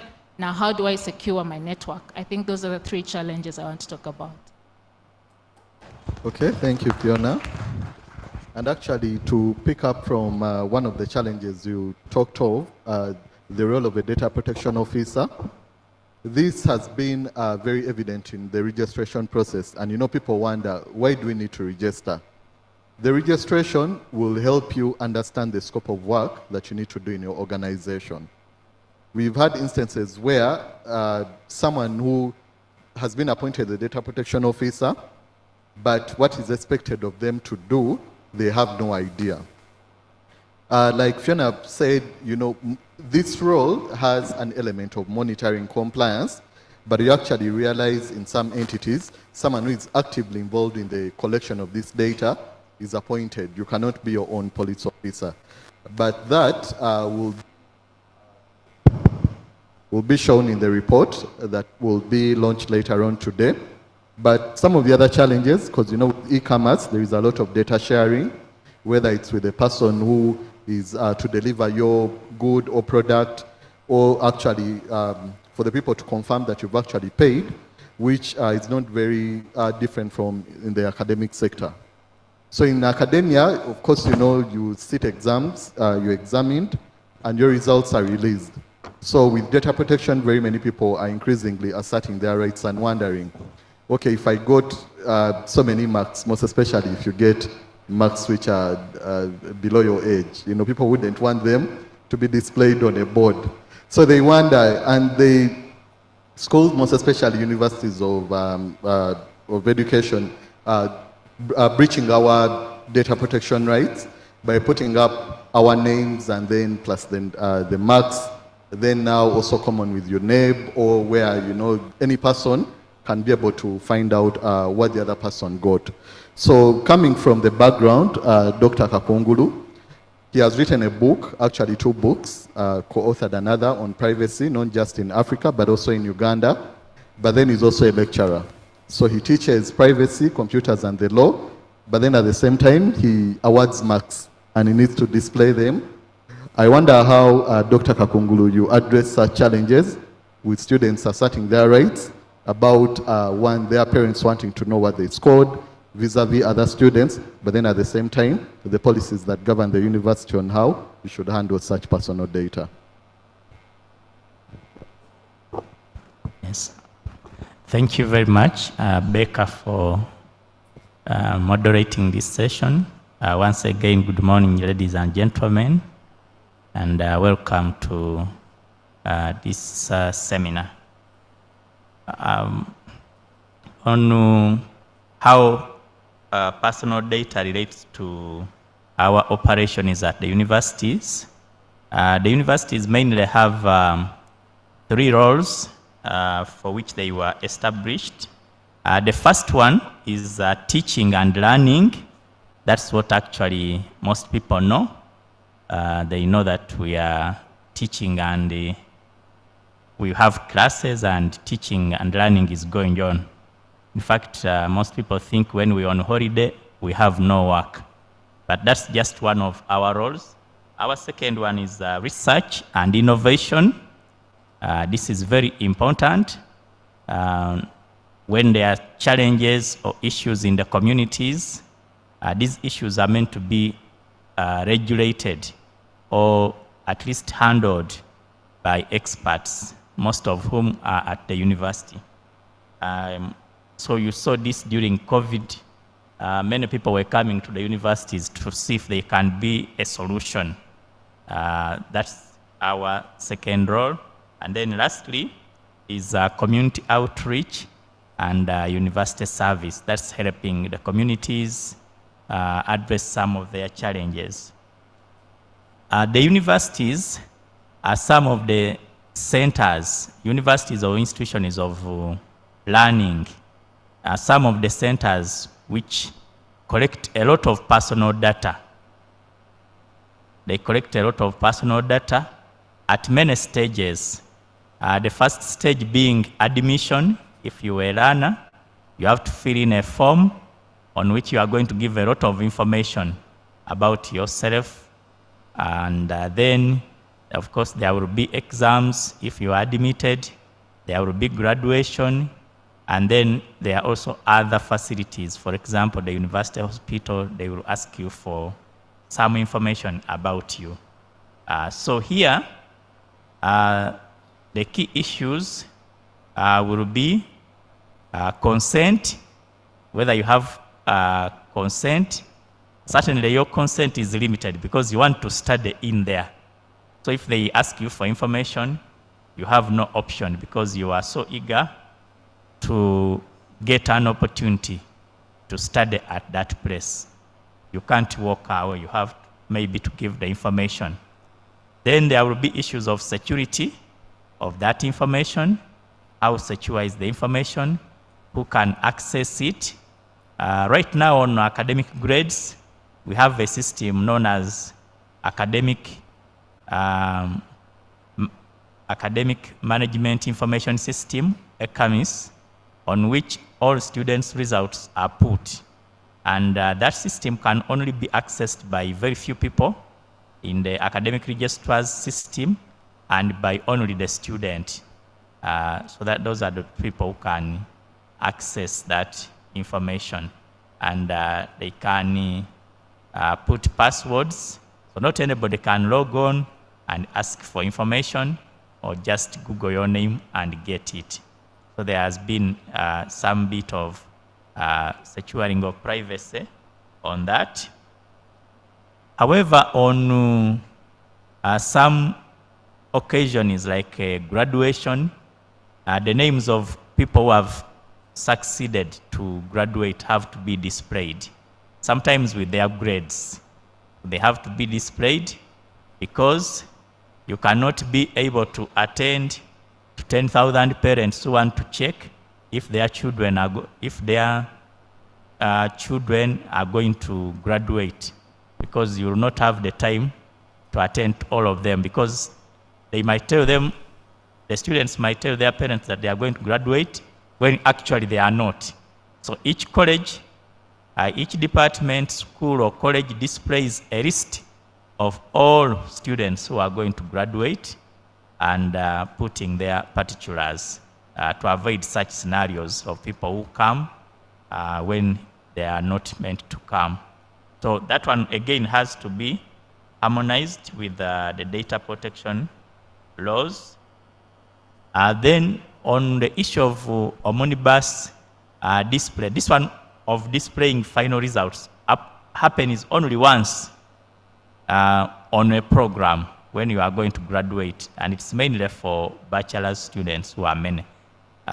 So only once, not every semester that they put up the names of people who have graduated and how they've scored. Only when they're about to graduate, they display that list. If anybody is missing, they can complain or be attended to.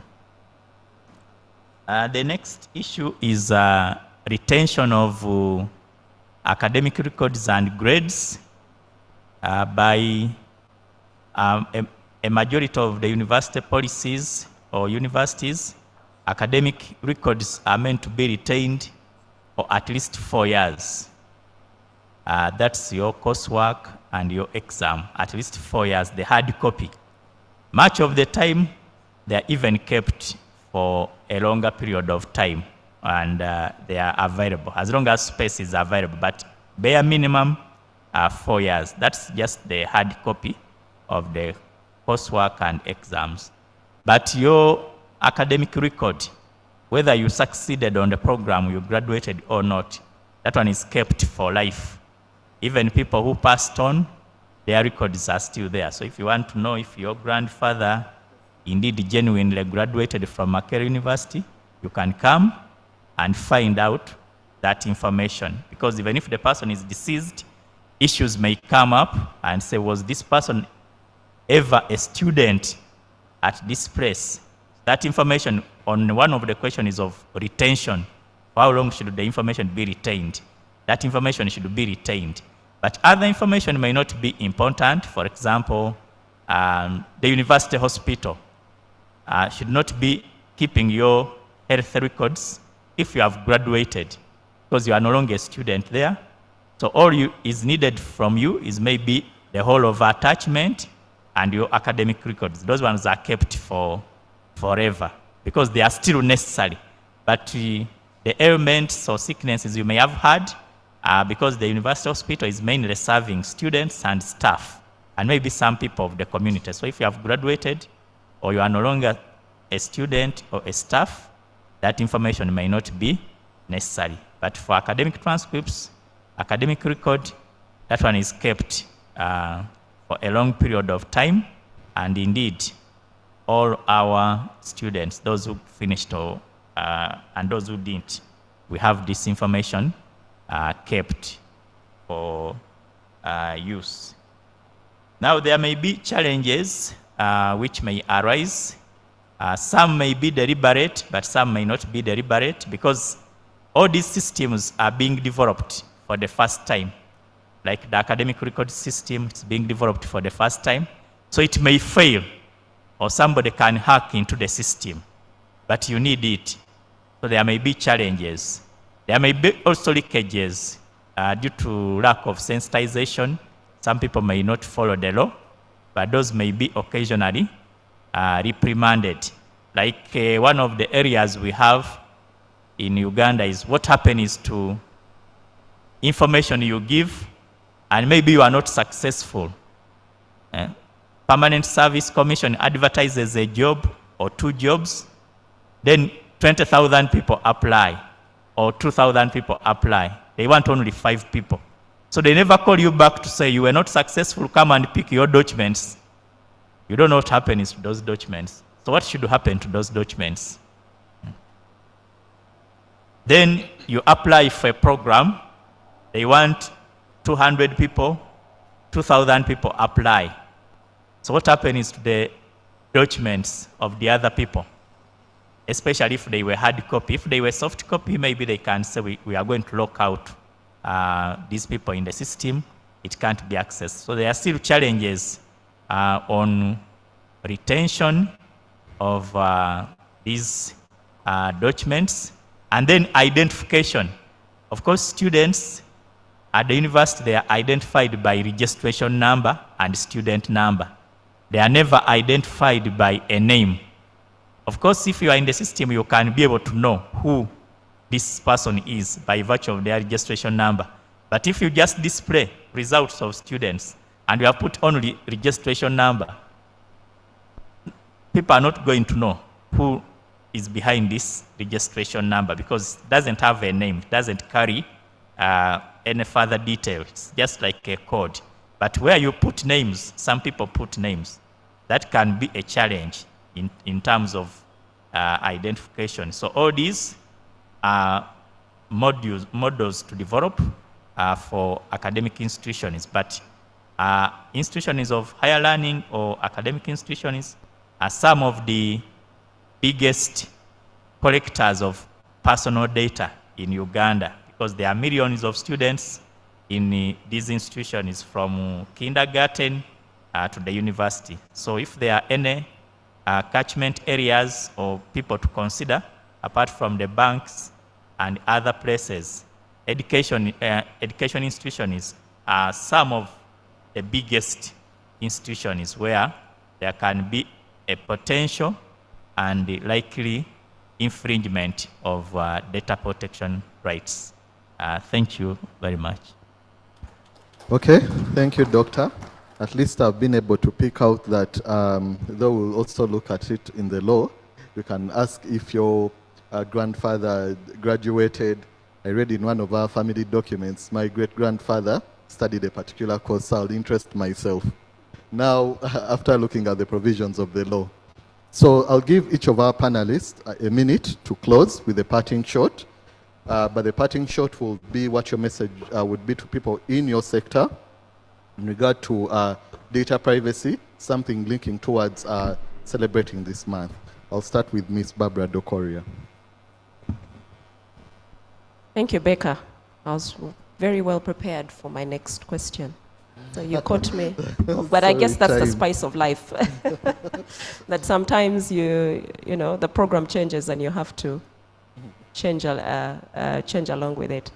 So you've asked us to give a parting shot, let's say, for people in my sector around, you know, the importance of data privacy, and I hope I got your statement well.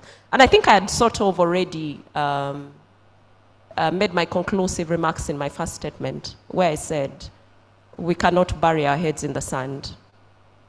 If you're in the business of serving a customer, and specifically if you're in the business of banking and the financial services industry, you know the kind of information that you collect. So it's imperative that you actually get with the program, that we actually take the data privacy and compliance data privacy and protection compliance very seriously, and actually start to ensure that we put the policies and our standards, our procedures actually embody the requirements of the Act. We have various avenues to collaborate. We have forums within the banking industry, for example. I know even the fintechs have forums for collaboration, so we can support one another, because this is new. It's still a bit ambiguous, even for us who started the journey in 2018. We're still finding our feet in certain aspects. And I think Fiona pointed a very important point around the local companies and how they are keeping pace with ensuring that their environments are actually protected from cybersecurity crime.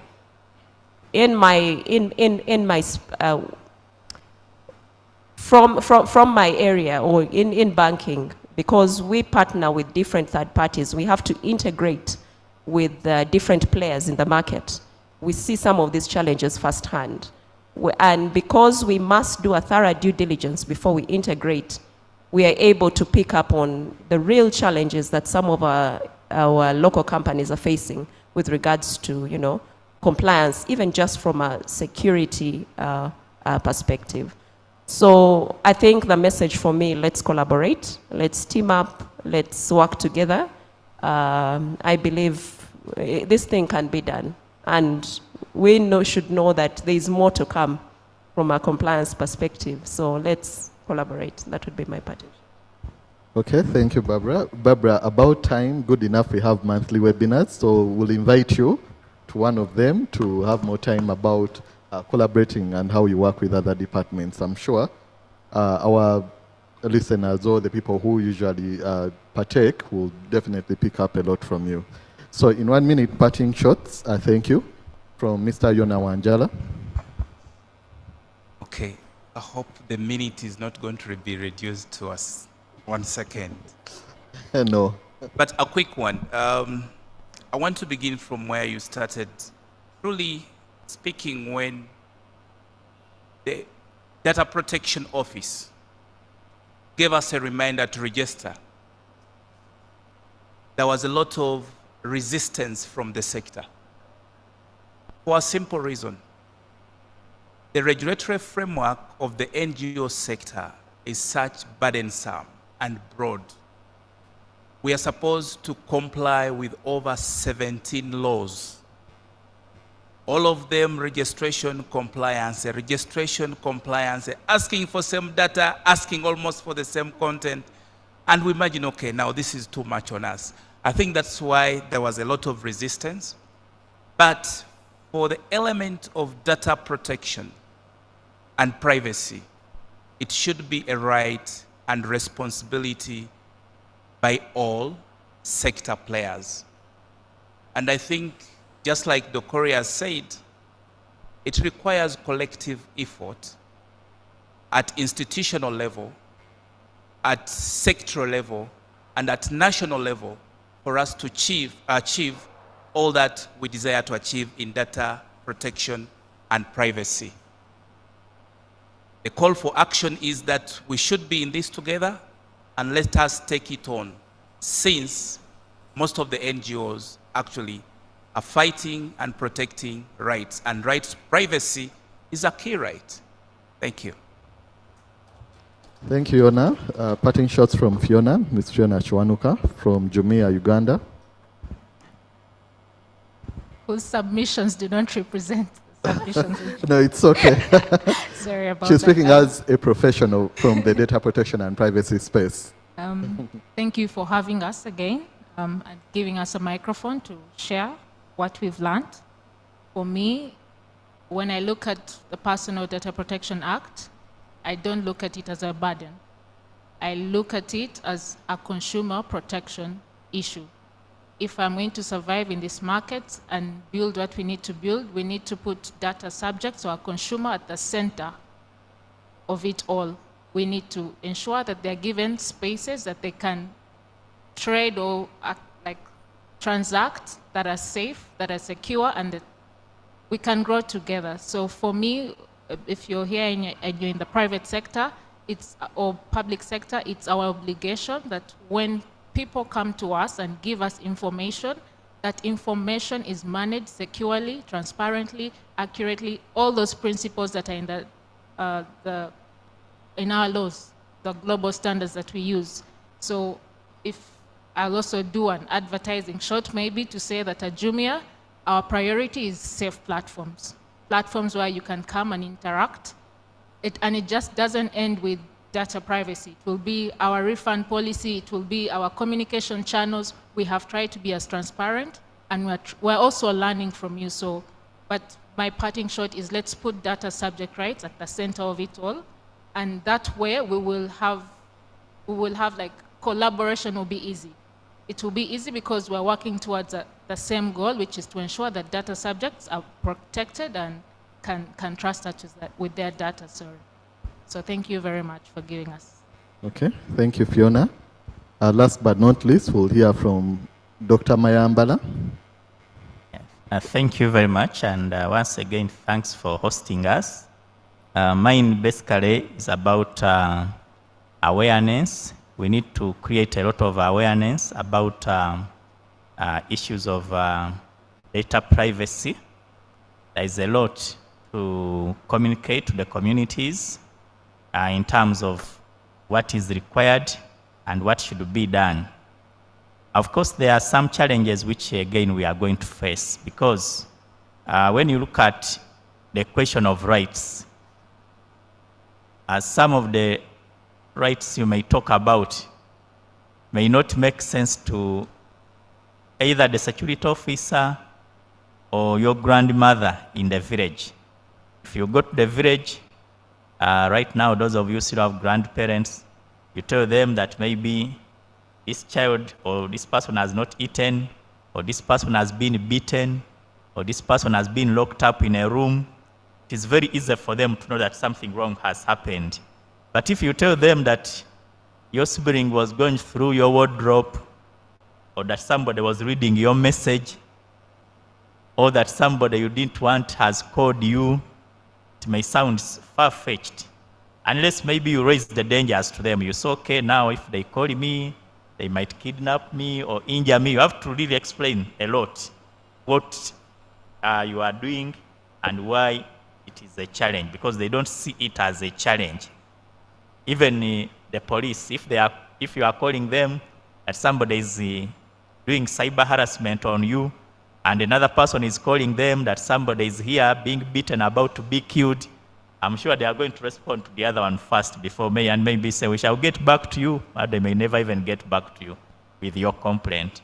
So you need to do a lot of sensitization, and also come up with materials, literature, flyers. I don't know if you carried some today, whereby you give to the communities in the different languages. People can read these things and do sensitization. And the radios, TVs, I saw you had some adverts here. You need a lot of sensitization on this particular issue. Lastly, is the issue of context. You find that the cultures are different. You know, we were born Africans, but Africans are meant to have a particular culture. But Africans also practice different cultures by religion, by education. Now, if you talk about issues of privacy to a Christian, they may perceive it different from a Muslim. Because a Muslim observes privacy in a particular way. Right away from the body, the interaction. You go to some places, like there are some universities I teach. I teach at Makere, then at another Islamic-founded university. Things like personal interaction, you see there is respect for distance. But now in some places, that's not the culture. So how do you ensure that all these people with their different cultures, they are all trying to do what? To comply and to understand. Because if somebody, you have not given somebody the number, then they call you. Now somebody says, I want to say hi. That's a good thing. Then for you are asking, where did you get my number from? Yeah, so that one is a challenge because somebody is saying hi. Like if they meet you on the street, they say hi, you don't respond, you are maybe rude or uncultured. But now this one is calling, you say, I was saying hi. But for you asking, where did you get my number from? So all these are issues you need to contend with because people don't know them. They know that maybe they have to pick the number from you officially, such things, because personal data must be picked from the data subject directly. But you might be sitting with somebody, then the other one asks, oh, that one is your friend. What is her number by the way? Then this one gives you. So all those things. And then as Africans, we like sharing. So how does sharing fit within personal data and privacy? Because we are always sharing, we are communal people. We are communal people. So how do we make sure that we embed, we get this culture of ours, mix it with the law, which we have, maybe the regulation is under act, and make sure that again you don't reach, because maybe you might be trying to reach American standards or European standards, but those might be again too high a level for you because it's not your culture, it is their culture. But if you have a law which reflects, which is the same as theirs, yet they have a different culture from yours, maybe they've given you funding to come up with a law or something like that, it may be a challenge. So we need to see. I'm happy you have somebody who is working with the African Union. You can see how to make these African values be part. Because like, we don't have fences. Somebody just passes, uses your compound as a shortcut. So can you come up with a law to criminalize? Because in some communities that would be trespass. But here somebody just says, but it's a shortcut. They pass there without permission. So how are you going to make sure that these laws, practices, or messages you are giving reach out to the people and the people find them to be reasonable? Thank you very much. Okay, thank you very much, Dr. Mayambala. And definitely in our marketing messages context will be emphasized, most especially those that would like to pass in front through other people's compounds. Maybe it can resonate earlier with them. But thank you to everyone for the insights that you've given from your different sectors. We'll definitely be coming back to you at later stages. Much as today is the last day of the Privacy Month in Uganda, the conversation continues because we still have a lot more to do. So thank you once again. You can have your seats. A warm round of applause. Hello, testing. Let's give another warm round of applause to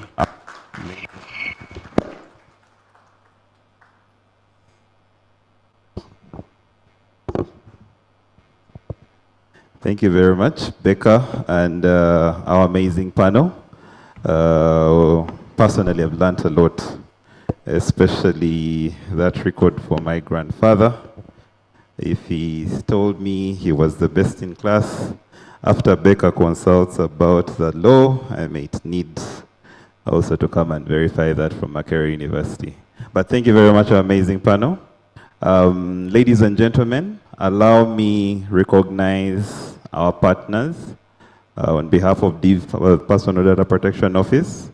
Amidst us, we have representatives from the Bank of Uganda, regulators, banking regulators. A representative from Bank of Uganda, I think maybe just stepped out.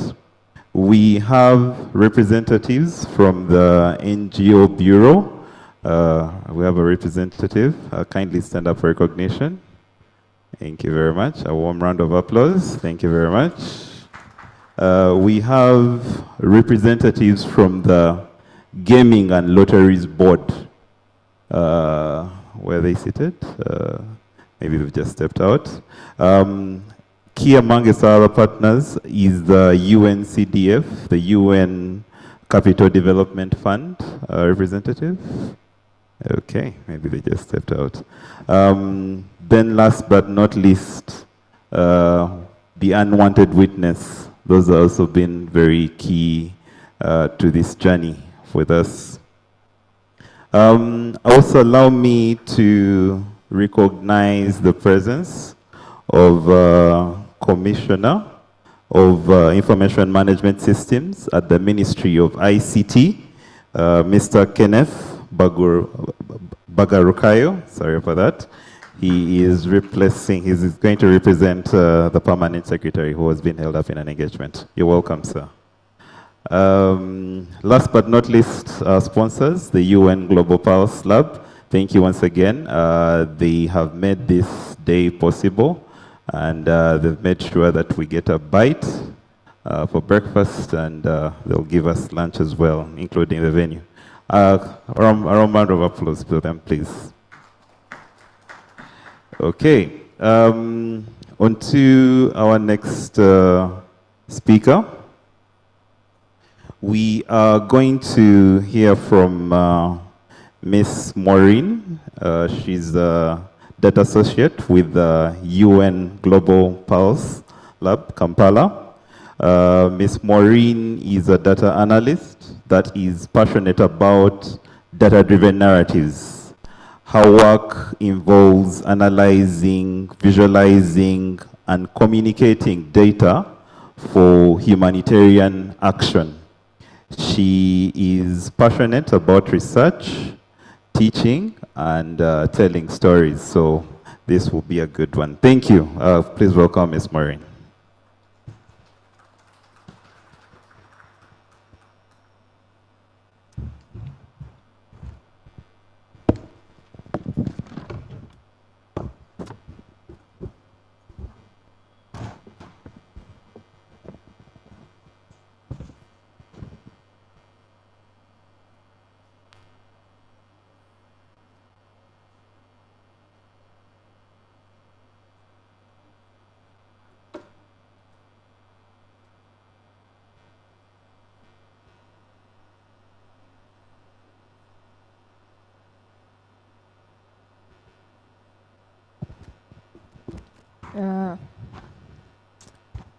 Good morning, ladies and gentlemen.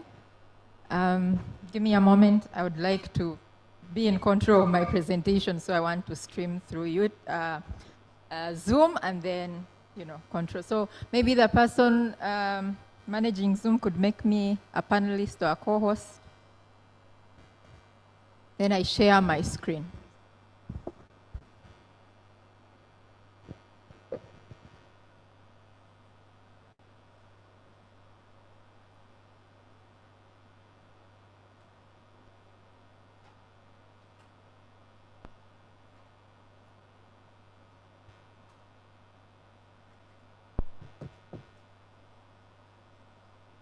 I hope that doesn't take 5 of my minutes of the talk.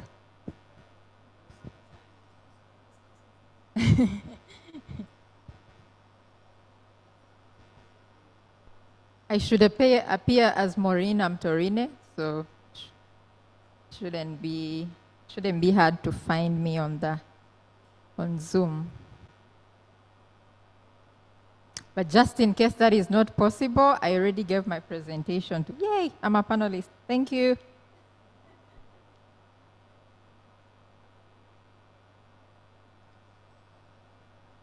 Except I have to join afresh.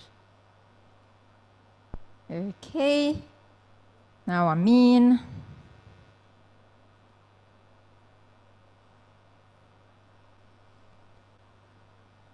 Okay, so now my presentation is shared. It should be able to be shown over there.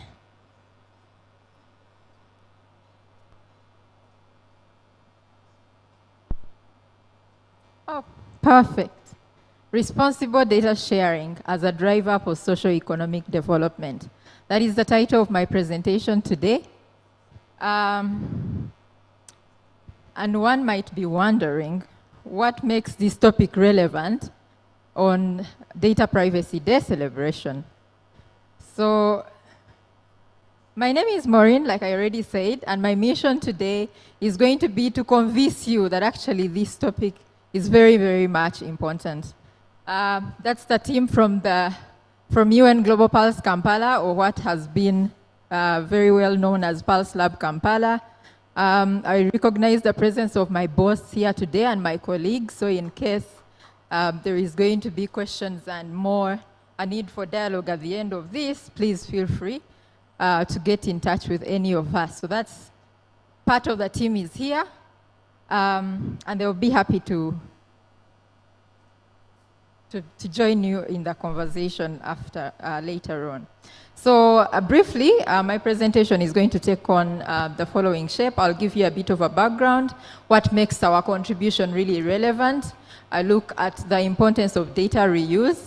Here I will share examples from past work, then talk a little bit about our ongoing work and who are we working with, and then sort of paint a big picture. So bear with me, I hope I can do all that in 20 minutes, or what should be like 18 now. So a bit of a background, it really all started, or it all starts with NDP3, which has many goals, 18 to be specific, but our work mostly, and my presentation today is going to fall under the digital transformation.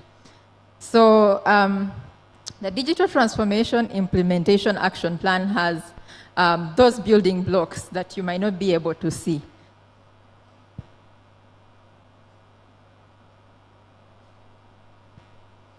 I'm told I can have a little bit more time, but I think I'll be done in time.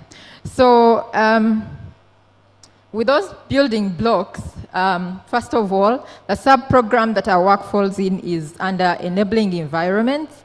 The objective is to strengthen the policy, legal, and regulatory framework.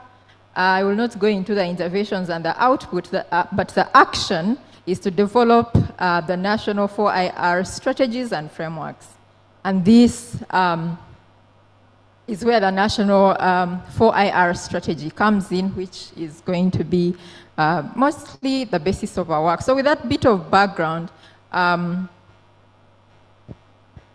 4IR highlights the role of data as an essential element for the 4IR and a critical national and business asset. In this, we're looking at delivery mechanisms. Number 2, it says ecosystem facilitation and literally building a support environment of safe data sharing. Ideally, what I'm trying to do here is tell you that our work is relevant in case anyone is not convinced yet. But the other thing that it also calls for is the development of an ethical AI framework, including guiding principles to ensure ethical, safe, and trustworthy design of AI. So following these recommendations from the 4IR strategy, what we have done, I think my presentation here goes, okay, yeah. These are some of our achievements from the previous work. And this work, of course, we did with guidance of the Ministry of ICT and National Guidance and support from the Hewlett Foundation and GIZ. So last year, we completed the work that was aimed at developing a roadmap for the development of an ethical AI framework. And this includes ethical principles, implementation framework, and pathways that Uganda can take on to actually have an AI ethical framework. The other thing that we did was a roadmap for the development of a community-centric data exchange. And this includes approaches to responsible data sharing. But we have also continued to foster conversation around the use of data and AI. And as you will see in the next slides, you'll see that most of our work is around using data and AI. So following these achievements, the journey really continues. And what we are working on currently is what I will for now call a policy instrument that lays out a strategy to leverage the value of data for economic growth, society harmony, and people's well-being through innovation. So that really shows you how we have come and where we are headed now. So is data reuse important? Is anyone still asking themselves that question, or should I skip the few slides and go to the,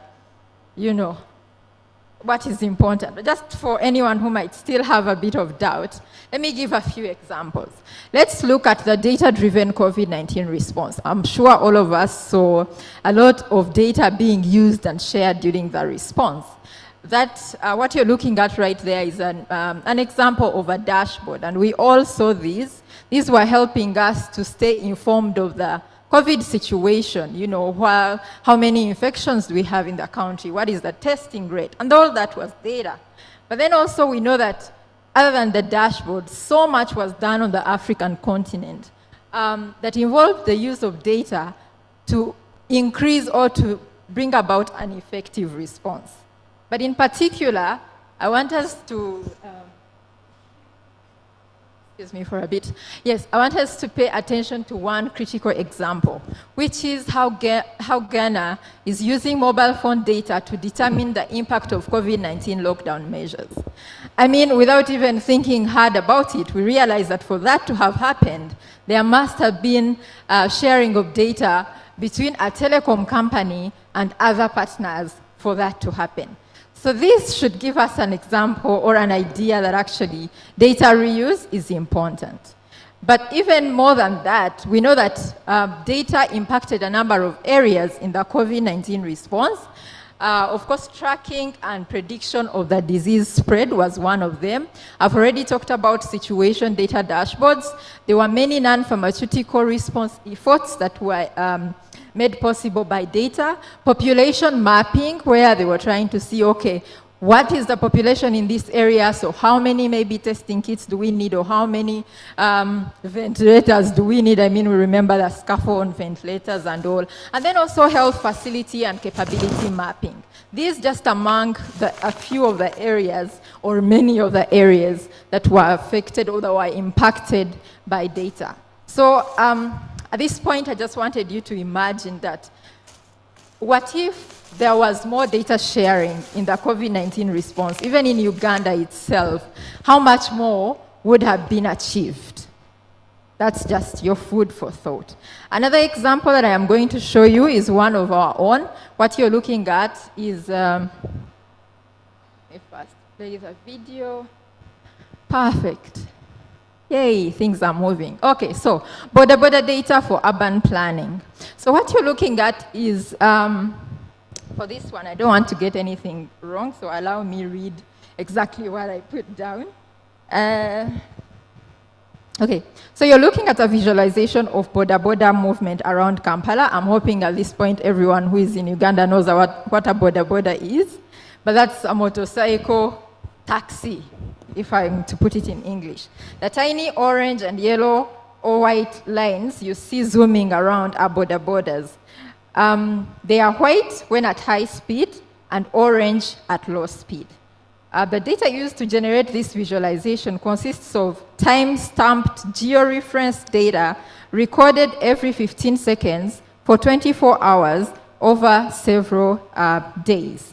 The data was shared with Pulse Lab Kampala by a startup company that installed GPS devices on borders for tracking cases of theft. So that was the primary role. But then, these devices, okay, so how it works is the devices send in georeference data every 15 seconds. So this data is historical, and then the identities of the borders are masked. So that's what maybe is commonly known as data aggregation. So from this data, we are able to calculate several statistics that can inform urban planning. So let me give you a few examples of those. So road conditions. We can use the maximum speed that any border can attain on a particular road section. We can then deduct that the road section with a higher maximum speed are in good conditions, and then those with a low speed are probably in a poor condition. Do you see how it brings about planning? Okay, another indicator would be, well, I hope I'm not very loud. I feel like the microphone is so close. So please, someone, I'm okay? Okay, thank you. So the other one would be road congestion. So we can use the average speed of all borders passing a particular road section. Road sections with higher average speeds are always less congested, but those with lower average speeds are generally congested. Now, each of these indicators, road conditions and road congestion, can be plotted on a map of roads in Kampala, like the one you see there. Now, this kind of information, if made available, can allow big data analysis to inform urban planning. Now, I need us to reflect on something here. This is data.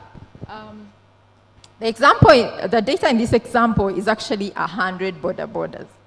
Okay?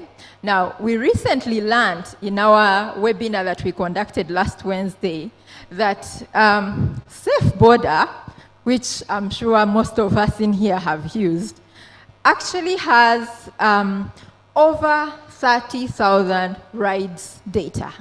Now, imagine what can be achieved with that data if it was made available.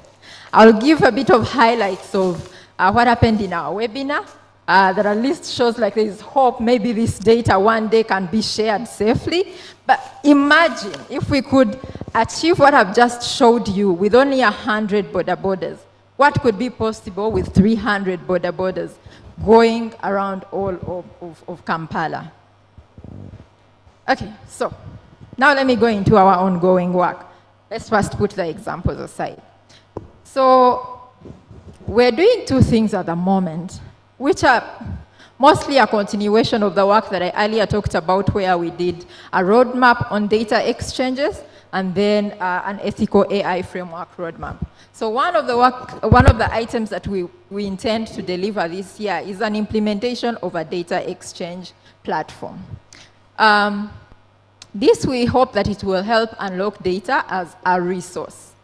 But then also, we are working on what I'm going to call a data strategy, but like I said, for now we are calling it a policy instrument because we want to consult with partners that I will show you later on to be sure that actually what is needed at the moment. Because Uganda has already done a number of activities or work or even instruments in the area of data use. So maybe it is a data strategy that we are building, or maybe it will be something else.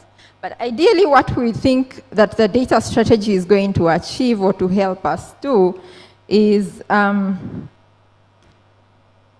just a moment, I find my notes.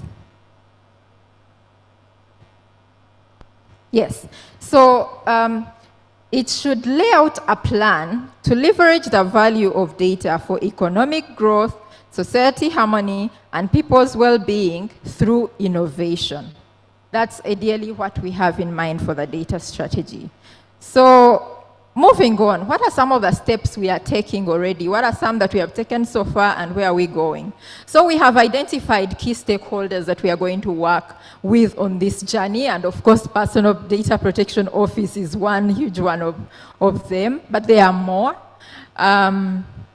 We are doing engagements, and then also last year, we hosted a workshop, which we called the Future of Data Sharing and Reuse in Uganda. Now, this workshop was, so Futures and Foresight is a technique that probably maybe some of you have heard of or you haven't. Unfortunately, I won't go into it. But ideally, some of the activities that happened during this workshop was vision casting. So we brought together partners to sort of imagine if we looked at the enablers that we have right now, or actually, let me put this. So we look, what are our aspirations? What do we want to achieve in this area of bringing about the use, sharing and reuse of data? So we looked at what are our aspirations, but then what are the enablers? What are those things that can propel us to actually achieve our aspirations? And then what are the challenges? What are some of those things that will hinder us from achieving that? And then we came up with what are the bold changes that we need to make to actually make sure that we achieve our aspirations, to find ways around the challenges and then achieve a vision. So we did this for 3 case studies. One was looking at data for tourism, data for migration, and data for cities. So participants were divided into different groups, and they actually participated in this. this helped in a way that now our partners actually understand what role some of these techniques can play in setting us for success when it comes to really bringing about responsible data sharing. Now, I have good news. We are writing a report about the work that happened in this work. Actually, we've finished writing the report about the work that happened at the workshop, and we'll be sharing it with whoever is really interested. It will be on our website to see. But what you will find in that report is going to be the different activities that the groups went through, what they agreed upon, and then what are some of the things we are going to achieve, the 2 deliverables that I talked about, which is implementing the data exchange framework platform, and then the instrument that is going to bring about a strategy on data sharing and reuse. Okay, so who are we working with? Finally, you get to see the people we are working with. I think everyone here, we're probably working with you. You might just not know, because different people usually represent different organizations. So, yeah, this is a small one. You might not be able to read them, but I'll try to read for you. So, of course, I've categorized the people we are working with into those 4 categories: government, development partners, civil society and private sector, and then academia. So, I am happy to report that actually all the people who are written there, we had them represented in the workshop that I just talked about. So, so many. Oh, I can read from my laptop. I was trying to read from there. So yes, of course, Ministry of ICT, UBOS, Personal Data Protection Office, NITA-U, National Planning, NDPA. Oh, okay, these are short forms that I might not remember right now. When you're making a presentation, I remember practicing these and I knew them. But anyway, those are the people we're working with under government. Under development partners is IOM, UNDP, UNICEF, GIZ, UN Women, UNRSCU. Under civil society and private sector is PAS, Private Sector Foundation, Policy, Toro Dev, Uganda Bankers Association, and under academia, Makerere University, AIRCO. But I am also happy to note that we are looking for people who might want to join. So maybe let me start by saying that with these people, we have formed an informal working group. For us, they are helping us to be accountable to some of the things we have set out to do so that we are able to share with them, okay, where are we at? But then also for them to actually provide input at every level of the journey. So we are happy to say that we invite any of you that might be interested in being a part of our work to actually write to us and be able to, we add you onto our mailing list where we share updates on a routine basis. So yes, those are the people we are working with. So what is the big picture here? I've said a lot. I am good at telling stories. Like I said, I felt like 20 minutes was not enough. But let me conclude. This is the last part. So let me first go back to our webinar that we hosted last Wednesday that was about responsible data sharing, where our panelists that you see there were answering the question of what would make data sharing responsible. I'll share just 3 highlights from this webinar. First of all, we learned, or one of the insights is that the role of PDPO in supporting organizations to responsibly share data. On this, the representative from PDPO actually said that they are willing and happy to work with organizations which are willing to share data to see what is the responsible way of sharing data. I think that's something that deserves a round of applause, because I don't know if that's something we would have achieved without really putting in the effort to have them talk about the topic of responsible data sharing. Then the other thing was the panelists talked about some of the steps an organization would consider sharing data for development. And then, of course, there were also concerns of the data subjects that were raised in the panel discussion. I've put them like this, essentially so that you people will be like, okay, what did they say about this topic? And then point you to that YouTube channel, which is actually PDPO YouTube channel, where that discussion that happened was recorded. Please go and listen to it, and you'll be able to know what the panelists' opinions were on these highlights that we have pointed out. So, finally, I want us to imagine, what if there was governance and guiding principles on availability of data. So availability of data becomes the umbrella of all those sectors that would be impacted. We've already seen an example of health, how data helped in the COVID-19 response. Then effective urban planning, you've seen the example of border borders.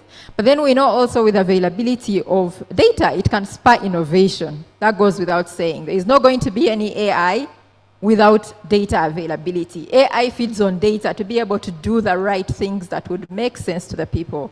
But then also it would improve education. I mean, I studied from Makerere University, and I know how theoretical things are. But imagine with the availability of data, students are able to explore with real data, not one that they are going to get from Kergo, which is an international platform that has data from all other places, but rather they'll be using data that is localized to Uganda. But then also it would increase jobs. With innovation comes more jobs. So that's the picture that I want to leave in your heads, that with availability of data, so much is possible. Now, I would like for you to be a part of the conversation about responsible data sharing. So we have only one question. It's a simple task. If you don't mind, get that link or just scan the QR code. You'll find only one question that is looking at principles of of data sharing. So what we need to what we'd like to know from you, if you don't mind, is which principle do you think is the most important? So if you don't mind, I'll keep quiet for a moment so that you're able to copy the link or scan the QR code, and then I'll sign out.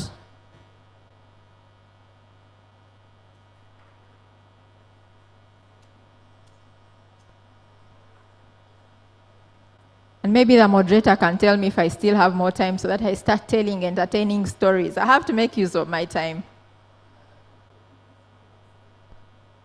Are we done? Can I move on to the next slide?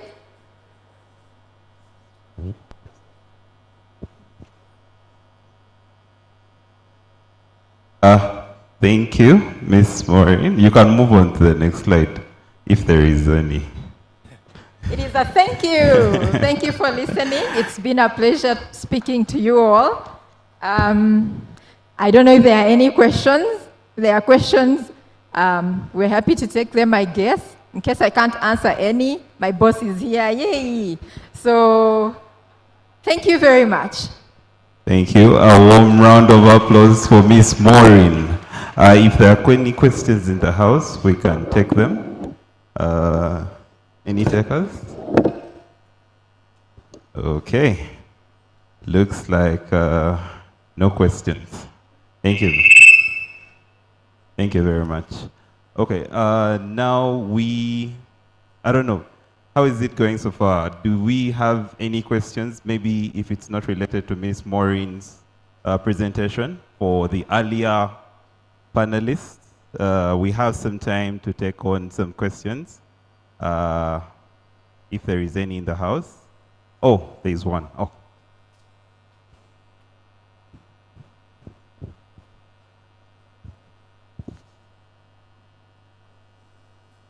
I am Priscilla. This goes to Stanbic or Jumia.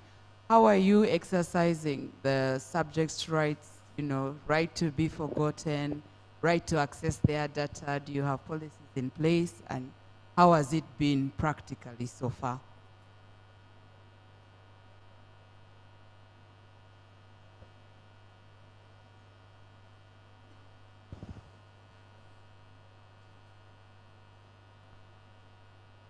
Hi, Priscilla. Very good question. It was supposed to be covered in the second part of how have you improved efficiency following data protection. So initially, if you have a Jumia app, you can now have self-service. Self-service means you can go to your app and trigger a deletion request. Deletion requests are now, there's a ticketing system. A ticket is raised, and it's monitored from there until it's completed. So we have moved to a self-service kind of thing. When we started out, we just had SOPs. SOPs meant that when you have a deletion request, you send an email to, we have an email, compliance.alert. That email goes through the system and until whatever. It was just like a a process of doing things. But right now it's self-service. It's on your app. It's the same applies to if you want to reduce push notifications. It's now a self-service kind of thing. Have I answered your question? Thank you. Thank you very much. We have another question in the back. Okay. Thank you. My name is Daniel Bill Opio. I think my question will go to Stanbic and Jumia, the first panel. How are we responding to the implication of data privacy on the stability of financial markets? Because elements such as targeted business advertising is diminishing as a result of the requirement for data protection and privacy. Ads are reducing, digital ads are reducing because people are given the opportunity to choose whether to receive the same kind of adverts, basically to just eliminate business advertising. So how are we responding to that new conundrum, which has become a big conversation worldwide? Thank you. Mr. Baker, do you want to take that?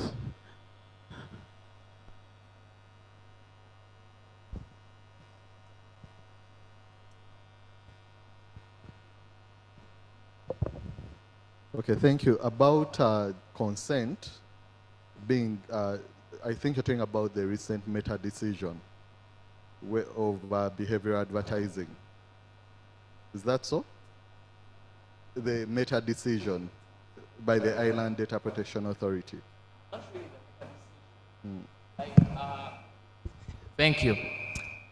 The World Economic Forum did some research last year which showed that 85% of targeted ads online reduced as a result of the freedom to choose whether to receive particular kinds of adverts or not as a result of privacy. And this has caused a destabilization in securities, stocks exchange.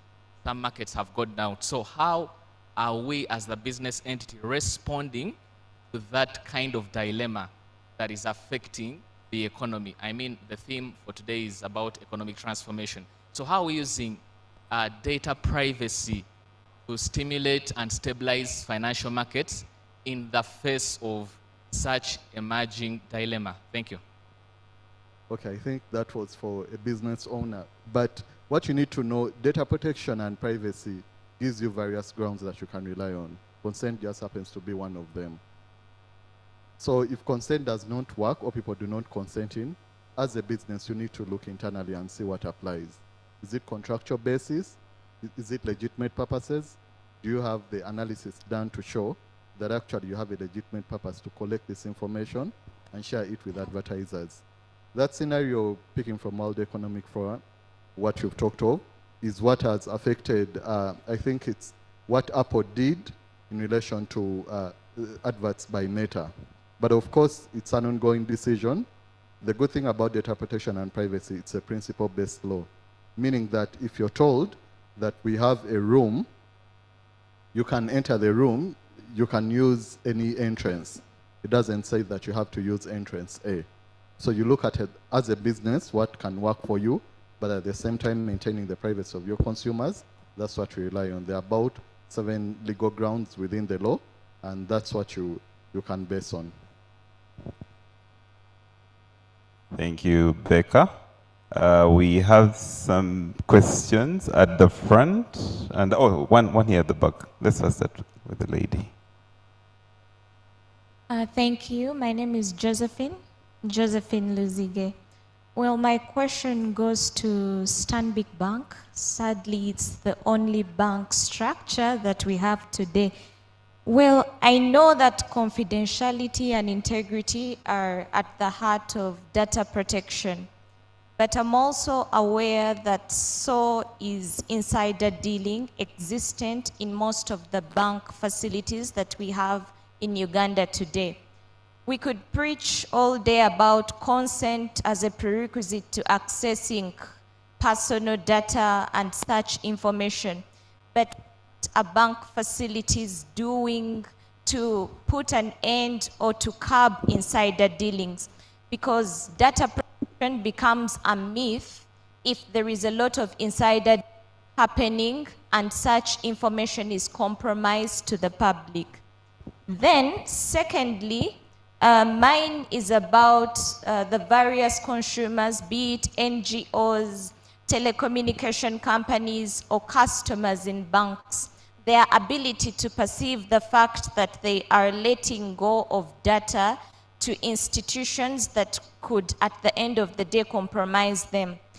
Usually, for instance, if an account is being opened, the bank employees rarely explain to their customers that they are letting go of their information, and at the end of the day that the bank has an obligation to protect such information. So possibly if bank facilities could offer such a clause and explain to the consumers to perceive the obligation that both parties have, then maybe we could contribute hefty to data protection. Thank you. That's a loaded question. And I'll start with the first one, and hope I got you right also on the second one. Mr. Correa. Can you hear me? He had a rejoiner, just a small question to add on, so that you take them at once. Sorry,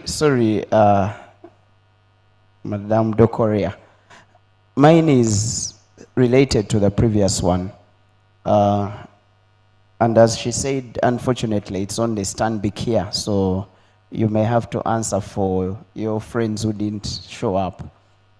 I've seen certain lenders, micro lenders, who lend money to people, and they target the really lower end people who borrow 20,000 or 30,000, and whenever they default, they send a message to everybody in their phone book. I think part of the borrowing gives access to the phone book of the borrower, and everybody is jammed with messages of Kenneth borrowed this money and they have not paid, we are coming to get you, and threats like that. I don't know your thoughts on that kind of practice. Does it break the law? Is it a consent issue? Some people say the borrower consented, but you know, again, we have the issues of fine print where people consent without consenting. Thank you. I can assure you that's not a practice of Stanbic Bank, but and you need to report them to Baker because he needs to investigate those microlenders. It's definitely unethical. It's very unethical for one to do that, and of course they're already breaking the law in itself because they're exposing personal data to without the consent of the data subject. So breach of law already. What was the first question? Around confidentiality of the information. If I echo your question, sorry, I didn't get your name. You talked about how in the banking industry, sometimes the customer information is actually shared or leaks to parties that are unauthorized. I think that was in brief, in summary. I don't remember where you were seated. The lady who asked the question. That was the question, right? Basically, it was about insider dealings.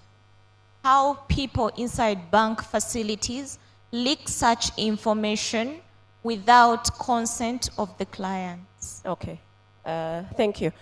So, yeah, you're right, because I guess that's a challenge. Because of the kind of information that we deal with in financial institutions, I'll not lie to you, and you all know, it's a challenge that sometimes we might have some bad actors within our organizations that actually eventually leak this information to third parties. But over time, and I'll speak from my experience in the bank, we have put in quite a number of controls from a system perspective. But I'll tell you, whether you put in 100 controls within a system, but I decide to collude with you, we can actually make it happen. So we have controls such as, certain information is only available, there are Chinese walls, certain information is only available to specific teams. So for example, I do not have access to the menu that a teller, for example, has within a branch. Because a teller will have access to check your balance and all these things and do whatever they can. So specific classes or categories of employees are given specific access. We also have audit trails that can actually check and monitor. Our IT security teams are able to establish who has viewing a customer's account, and you must demonstrate that there was a purpose for it. Why were you viewing this customer, and what is the purpose? And we've, yes, we found some examples, and people have gone through disciplinary because they cannot explain why they were viewing a one John's account. And probably there's been a fraud on that account or information has gone out. So aside from protecting our systems and ensuring that even there's responsible data sharing, so any document that I'm sharing and is going to an email address, for example, outside Stanbic, there will be a block. I must put a justifiable reason why I'm sending an email outside the organization. It's quite irritating, I'll tell you, because for me, who interacts with a lot of people externally, the regulators and all, every time I'm sending information out, I have to justify. And our IT security teams actually monitor that kind of activity. So you can, I can't say like I said, all the controls are foolproof. We can decide to collude a team of 5 people within the organization and we'll get this information out. But also one of the things that we continue to rely on is doing a lot of awareness, where we letting our teams know the importance of maintaining confidentiality, the implications of leaking customers' information, what it could do to the organization, what it could do to you as an individual, because it could be job loss and probably criminal action against you, depending on what has happened with the customer's account. So we continue to sensitize, we continue to do awareness, we continue to build the controls within the organization, but there's only so much you can do. Collusion always succeeds. So those are some of the things that we're trying to do to, to curb that vice. And I think it's improved over time. Your other question was it around how can we promote transparency in terms of customers being aware of whom we are sharing their information with. Did I get it right? It was quite long, but I hope I have summarized it right. Well, it was at the point of establishing a banker-customer relationship. My opinion is that bank facilities should make their clients aware of the nature of information that they are sharing with them. It was about that they're sharing with who? With the bank. Oh, Usually it's just about filling in the forms, but the customers are not aware of the rights that the banks owe to them. So, okay. So of course, previously before the act, I just told you I'm opening an account. It's required by the anti-money laundering law for me to obtain this kind of information. So give me your ID, blah, blah, blah. But of course now with the Data Privacy Act, we have a duty to inform the data subject of the rights. It's still growing. And I'm sure if you went to open an account today, you'll probably find differing levels of application of the act if you went to different banks. For banks that are probably more mature and have been doing this for some time, and you'll find that most of the banks that have global affiliations usually have grown in this space. You'll probably find that happening. But again, remember, we also rely on people to do this. And I'll give an example of a bank like ours with 81 points of representation and changes in staffing. Sometimes you may not be able to receive the same experience, but it is within our obligation to you as a customer to explain to you why we collect your information.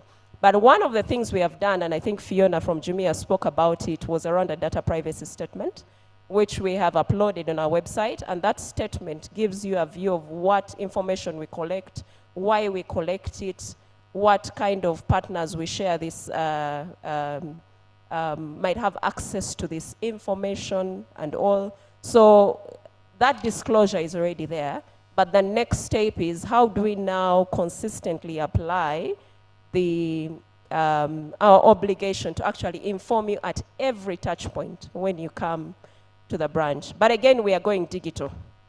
So if I tell you right now, only 7% of our transactions are in the branch today. Over 40% are with agents, another 30% on our digital channels, so only 7%. So it means everything that I do has to now be digitalized. So our privacy statements will also have to get into some of these digital spaces and within our agent locations and all, so that you're aware of why we collect and why we collect and how we use your information. I hope I responded. I don't know if you have any further questions. Thank you. Thank you, Ms. Barbara. I don't know, we have a question at the back, okay? Thank you very much. Good afternoon, ladies and gentlemen. Now, Ms. Maureen, you into details talked about responsible data sharing. I did not get you very well when it comes to purpose, because at the beginning, when you're collecting this data directly from the data subject, you explain the purpose for which you are collecting the data. So when you decide to share with third parties, what happens to the initial agreement that you had with the data subject? So how is the data subject protected? Secondly, on the same angle, if a data breach occurs in the hands of a third party that is not in any way connected to the data subject, how are the rights and issues of compensation dealt with? Because remember that the data subject may not even know that a third party has, that the breach occurred in the hands of the third party. Thank you. Okay. Yeah, thank you. So I'll try to answer the question on behalf of Maureen. So when we talk about responsible data sharing and reuse, we may not be talking about sharing individual level data, because like the case of telecoms data, all mobile phone data that Maureen talked about, that was used in Ghana to support in the response of COVID, aggregates, all indicators were generated in the telecoms, and that was what was shared. But it was still useful for the response, because what was useful in the response is actually like population mobility, but at mobility of people basically at population level. So it's not at individual, it's not at individual level. But if I may also be in the shoes of Baker a little bit, and here they've been talking about the privacy policy that companies share on their websites that detail what they collect, what they use it for, but who they share the data with. So if, say, a company, like a mobile phone company wanted to share data for social good, because we're part of the UN, we're we're majorly interested in the social good aspect. Like for example, for the response of COVID. So in that privacy policy, then the company would actually state that we shall be sharing data for this, So I hope I've answered your question. So it's not that, and I think in that, if the company is going to share aggregated data, all indicators that are being generated from individual records, when they're not sharing individual records, then it ceases to be personal data, you know, and that by the Data Protection and Privacy Act, it is acceptable to share. But the problem is companies have fear, you know, that if they shared such data, you know, they would lose trust within their customers, and they will be fined, they will be caught. So those are some of the fears that we are trying to ensure that are removed from the companies, such that companies can actually share data for social good, because we know that the data that is in the hands of banks, insurance companies, could actually be very useful for development, but also sometimes to respond to you know, pandemics like COVID-19. Thank you. Thank you very much. We are going to go to one online question. We have an online audience, just to balance it up. I don't know if the comms team can put it up. Yes, it is from Samson McOdul. I hope I pronounced that well.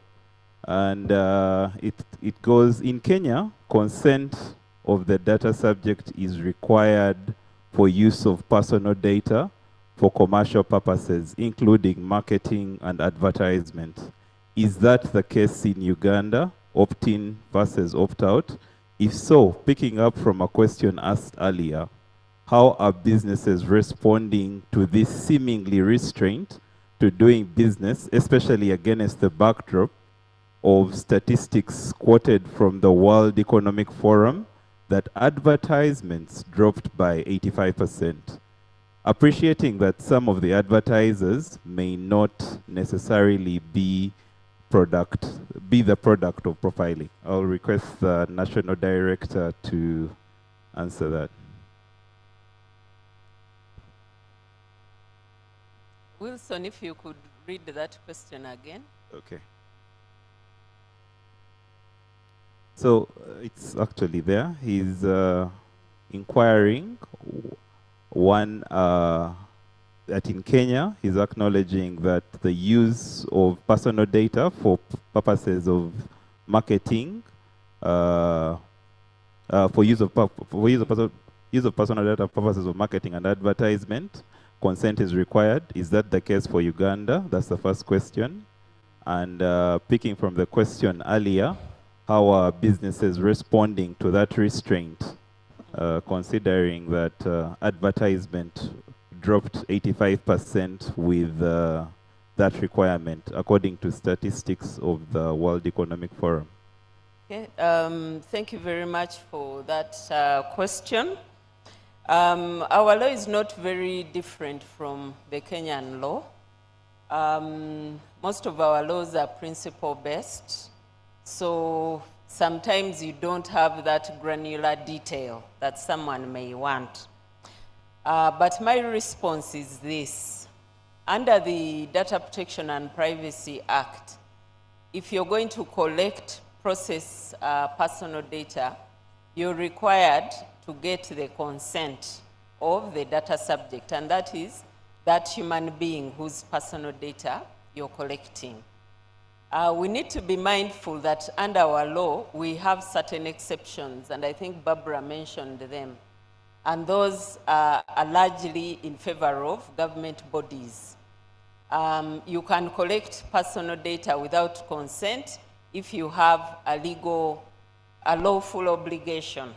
For instance, if you're URA and you're mandated to collect tax, the URA, the law that governs the operations of URA, mandates them to have this data. So whether you consent or not, they can actually pick this data from a NIRA to be able to identify you.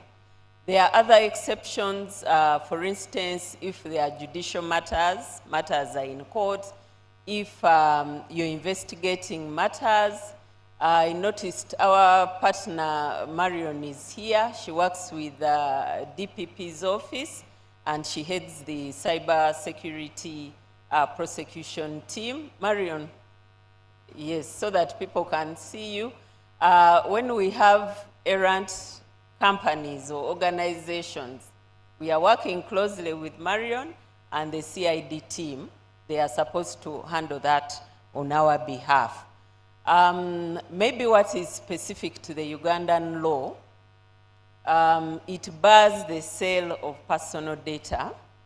So unlike in Europe where they have brokerage firms that brokerage data, that I have this data and I can sell it to company A for purposes of advertising, here you cannot do that. However, the law provides that your data can be used for direct marketing if you consent and you're paid. So I believe that gives an opportunity to someone here who may be innovative. You can actually reach out to the several people who are here. You collect their data for direct marketing, but you must inform them and you should pay them because that consent is tagged to a pecuniary benefit and that is provided for under the law. So I thought that was very important for me to mention. Now the statistics of the World Economic Forum are very valid and I think they speak to the fact that data protection and privacy laws are working. Remember, for us, our ultimate objective is to protect that data subject because we are in an era where people's personal data was being misused. And most of the misuse actually comes from commercial purposes. Obviously, we also have the really bad elements where people may be kidnapped and things like that. But what we see with mass use of personal data is for commercial gain. Now, what these laws do, they put the data subject's rights first. So they put you in the driving seat and you're able to decide, should I get notifications from Stanbic Bank? If I don't want, I remove that. Should I get advertisements from Jumia? If I don't want, I delete that. It's just that many of us do not go beyond, you know, when you download an application, we normally just say, okay, okay, okay. What Commissioner Kenneth was talking about, that consent but not quite consent. For us as an office, the best we can do is ensure that these organizations give you this information. As a data subject, and I hope that you can, you know, talk about these issues beyond these four walls. As a data subject, you also, it's incumbent upon you to respect your own rights and enforce them. We cannot do that for you. So for me, I think these statistics are correct and we are moving in the right direction. What I would normally tell organizations is that it means you need to speak to your customers. What do they want to see? What don't they want to see? How can you package your message in such a way that it is palatable to me, so that it's not offensive, so that it doesn't disturb my peace? Because these laws put me in the driving seat. So those statistics, in my view, are communicating that what was going on was not right, especially for us as human beings. What those statistics mean for organizations is that they have to think, how do we communicate in a responsible manner? How do we communicate in a way that, that enables us, yes, to reach our intended objective, while respecting the rights of that person who is receiving that information. Many of us go to YouTube. I do a lot of learning from YouTube. And we see all these ads. Unfortunately, when you get a free service, you have to understand that adverts will come, because that's how they are able to maintain that platform for your use. But I think for me, what I find so irritating is these adverts that will tell you, I'm going to tell you this, then take 5 minutes. I'm going to give you this, tip. Then who suffers with those adverts? So for me, when I use YouTube, I'm always skipping ads, skipping ads, skipping ad. And I love that I have that opportunity. It could have been worse. So I think the laws are good and we are going into the right direction. I hope I've answered that question. I had also wanted to supplement Becca's answer towards that same question. So I hope I've been able to do that. Thank you. Thank you, Ms. Stella. A round of applause for her. Okay, I also want to thank Mr. Martin, the acting head of the UN Pulse Lab, for the earlier question answered.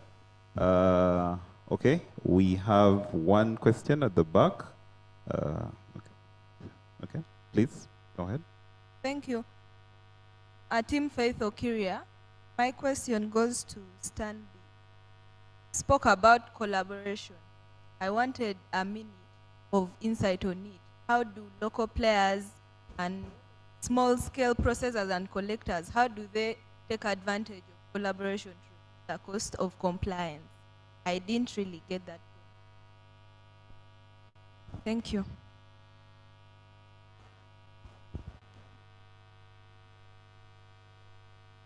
Today I'm on the spot. When they said there was one more question, I was saying, I hope it's not Stanbic. But you are breaking a bit. I think you are asking, how can the smaller players collaborate? Yes. How does collaboration work in ensuring compliance with the law? Okay. So I'll give you two perspectives, the internal perspective and external perspective. Becca, this is opportunity for me to answer my second question. Anyway, so internally, I'll give you my how we've done it, because you'll agree with me, to be a data protection officer means that basically data privacy is a multidisciplinary field. It means you have to have legal knowledge, IT, risk, plus more, and business, knowledge of your business. Because for you to be a good advisor, you need to understand your product, the business, the direction they are taking and all, and advise. So because of the multidisciplinary skills that are required, it's difficult to find the one human being with all those skills. I'll tell you personally, I'm an accountant by training, maybe not from experience, because I haven't done accounting. I've not been an accountant, but I'm an accountant by training with no legal background. But it's a skill that I've had to build over time.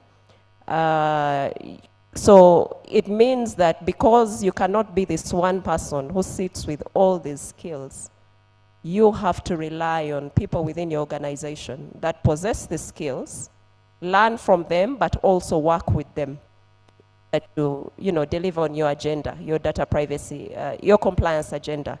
So how we are doing it internally is we actually work in, what do you call them, feature teams?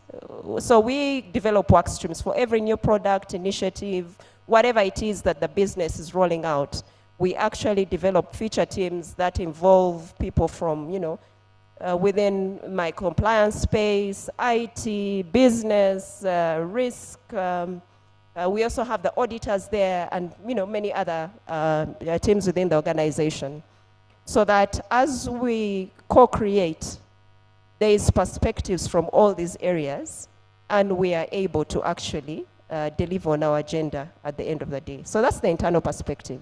So you cannot do without collaboration in order to fulfill this role. Because there are things that risk will need to do. There are things that IT will need to do. There are things that the customer service teams need to do. The business teams are the ones who interface with the customer. So they have, you know, back to the question of the other lady. Sorry, again, I didn't get your name, but you know, where she's saying we must understand the rights. How do you? So you need the business guys, the tellers, the customer service guys at the front to actually help you deliver on that agenda. Otherwise, you as a data privacy officer cannot sit in every branch to talk to the customer. Neither can you go and work within the IT systems to build, you know, the right security controls to make your systems robust. So collaboration is inevitable. The second perspective, just before you elaborate on your question, is the external perspective. So what we are doing, and again and I'll speak to, I'm always skewed to banking, fintech, because there's also now collaboration between the banking industry and the fintechs. We're actually having forums where we are sitting together and discussing some of the challenges that we have and seeing how do we support one another. Like I'd mentioned earlier in when I spoke, is to say a lot of the innovation that we are driving in banking is involving integration with different players, payment service providers and fintechs. So it means that before I integrate with you, I must be sure that your environment is not going to introduce undue risk to mine. So if that is the case, we must work together to build resilience within your environment before we can work together. Otherwise, if we all sit in our spaces and think, we can no longer sit and say, as Stanbic, we'll just develop our products loan, because all we can do is give you a loan and receive your deposits.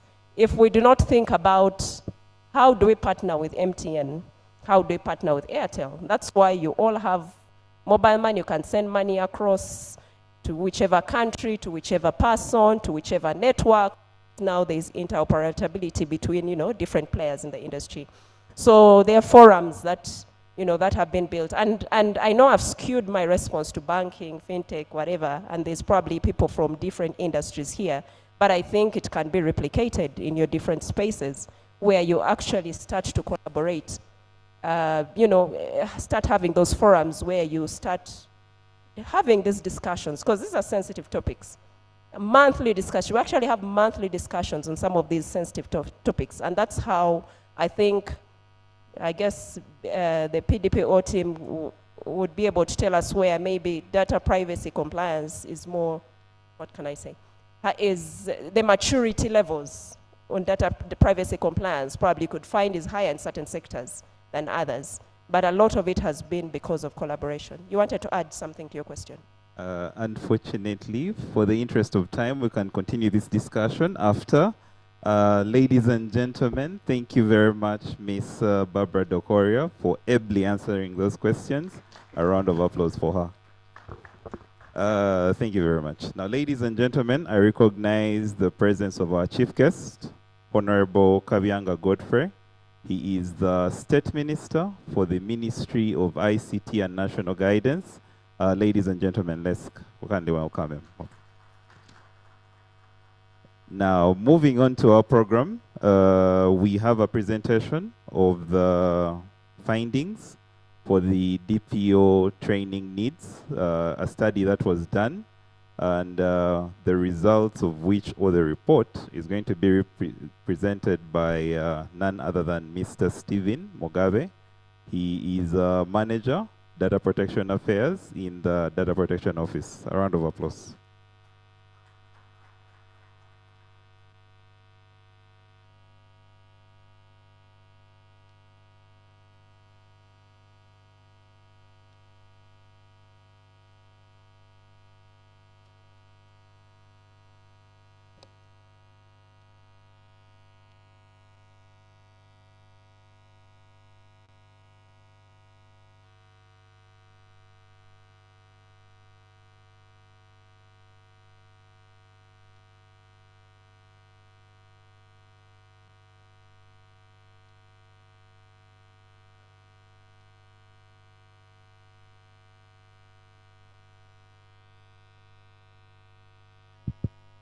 Good afternoon. Thank you so much for honoring our invite to today's celebration. As indicated, I'll be presenting results from our DPO training needs assessment. The office, the Personal Data Protection Office, carried out a data protection officer training needs assessment to try and establish what is out there in terms of training and what is needed to assist the data protection officers to be able to comply with the law. The presentation is going to include the objectives of the assessment, the methodology that we used to carry out the assessment, the findings, conclusions, and some recommendations. The major objective was to establish areas where data protection officers require training to effectively perform their related duties and ensuring compliance with the Data Protection and Privacy Act for their respective entities. And to achieve this, we looked at one, the background education that the different DPOs have.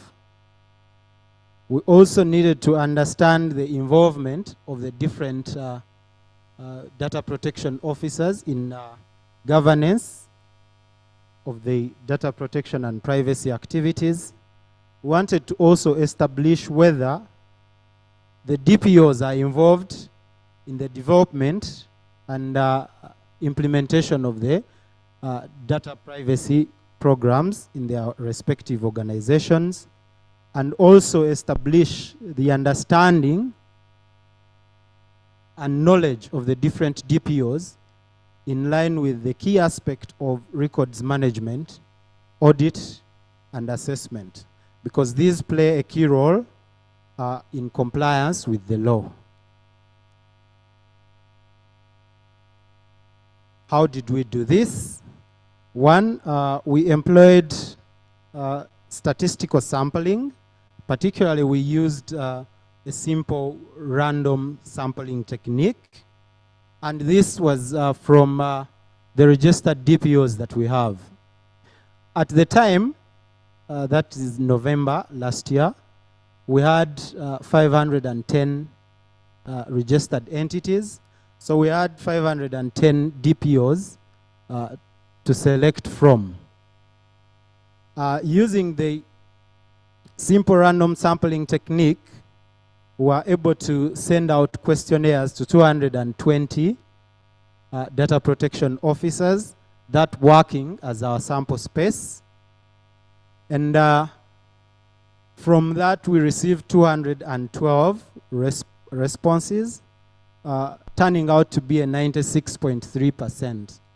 I thank all the DPOs that responded to our call, because when you're doing research, 90% is on a very high end. As the office, we appreciate the response that we received, because it provided a lot of guidance on some of the activities which we've had so far, including the training that we had during the celebration of the Privacy Month. We sent through an online assessment form and gathered the responses, which gave us the results that we present below. In terms of social demographics, 73.6% were from the private sector, and we had the other responses coming in from government, CSOs, and NGOs. 59% of the respondents were male, and 41% coming through as female.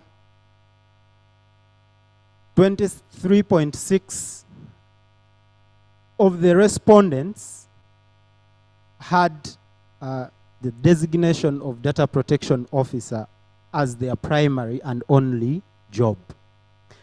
However, 76.4 come out to be data protection officers in addition to other roles that they play within the organizations. So as you can see, 22.6 come out to be in ICT and information security. We have 30% covering other roles, and 2.4% come out doing audit and assurance. So this also helped us to come up with conclusions on what kind of training needs to be given to the different data protection officers to enable them perform their duties effectively. We also needed to understand the education backgrounds, and from the findings, we realized that a number of the data protection officers have IT and computer-related background for their education. We have 27.8% coming in closely from those that have business-related backgrounds, such as Bachelor of Business Administration, Economics, and Commerce. We also have 17.5% coming in with low background, and 18% coming in with other education backgrounds. And with this, we sought to understand what else do these people have beyond their background education. If someone has a BCom training or business related, what other training do they have that helps them to be able to deliver on their duties as DPOs? We looked out for certification and other training that the DPOs have, and the findings indicate that 46.7% do not have any professional training and certification in audit and IT security. We needed to understand the aspect of IT audit and security, because one of the key pillars to achieving privacy is security. So we wanted to understand how many of the DPOs that we have this kind of training to assist them be able to deliver on the duties. And 90.6% do not have any certification in data protection and privacy.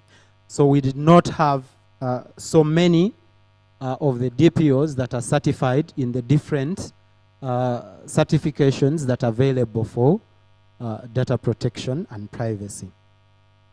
And from the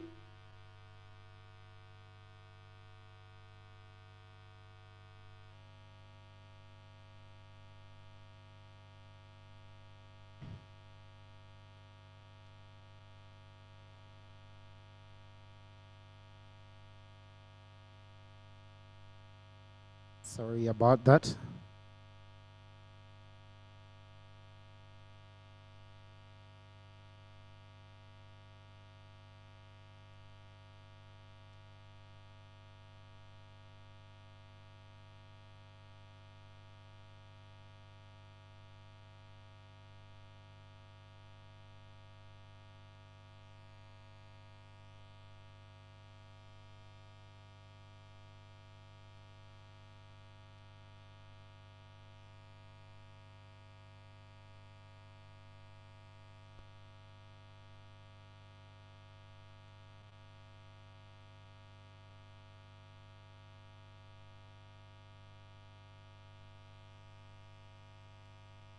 Okay, from the findings again, 68.2% had attended data protection and privacy related training in the previous 2 years.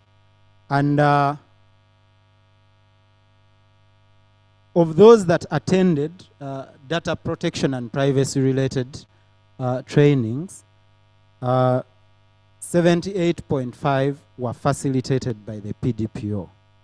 So the office has done quite a commendable job in terms of offering training related to data protection and privacy to the different DPOs that are out there in the market. Now, key aspect in the roles of data protection officers is governance of the data protection and privacy activities. And we needed to understand the roles that different DPOs have played.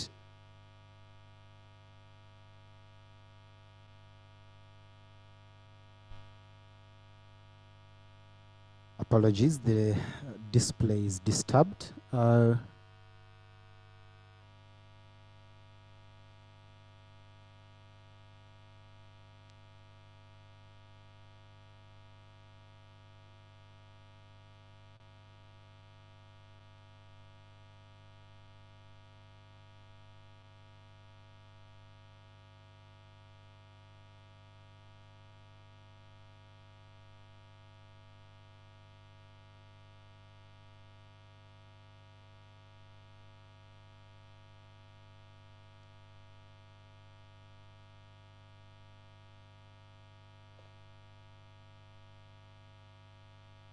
Okay, next slide.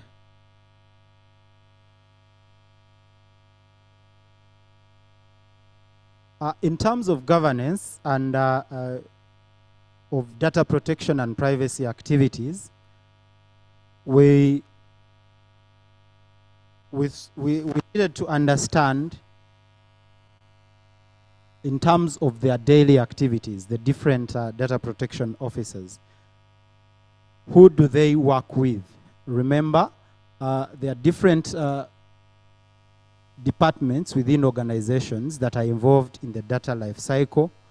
And at each of these stages of the data life cycle, we need to observe privacy.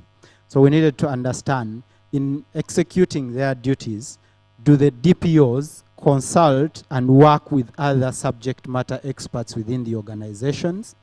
And the results indicated that a number that is 74.2% often consulted security, ICT security, and a 64.1% also consulted records departments, which is a good indicator on our side that as a DPO, you cannot work in a vacuum, but you need support from the different departments within the organizations. And 64%, 64.2 had been involved in the development of data protection and privacy related policies. And few of them were implementing policies they found in place or actually have not been involved in the development. We found this to be positive, that if the DPOs are involved in the development of the policies and procedures, it becomes easier for them to do the actual implementations. And 52.9 had been involved in preparation of and monitoring of sharing agreements. We just talked about, we had a discussion regarding responsible data sharing. So it's important that the DPOs are involved in preparation of data sharing agreements, and so that they know, before the agreements go out, they know what privacy considerations have been put on, as opposed to coming in on a reactionary note after an agreement has gone and you realize privacy is not considered. And some of the agreements they've been involved in NDAs, supplier contracts, and API documentation, which on our side is very good for implementation of the law.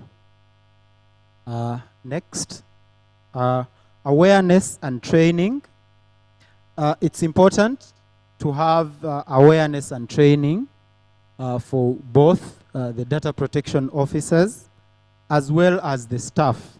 So we needed to understand, in doing their work, have the DPOs been involved in implementation of organization awareness and training programs?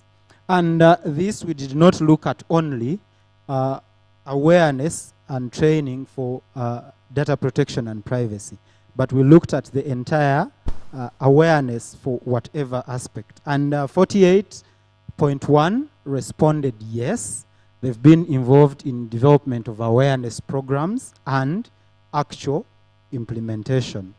And 84.3 of those that responded yes had been involved in, just one step back, please. 84.3 had been involved in data protection and privacy awareness. 35 involved in information security, and then also other organization awareness programs. In terms of actual facilitation of the training, 42% indicated that they had not facilitated any training and awareness program in the last 2 years. And this covers either information security, data protection and privacy, or any other organization awareness. There's a gap that needs to be closed for our DPOs in that line.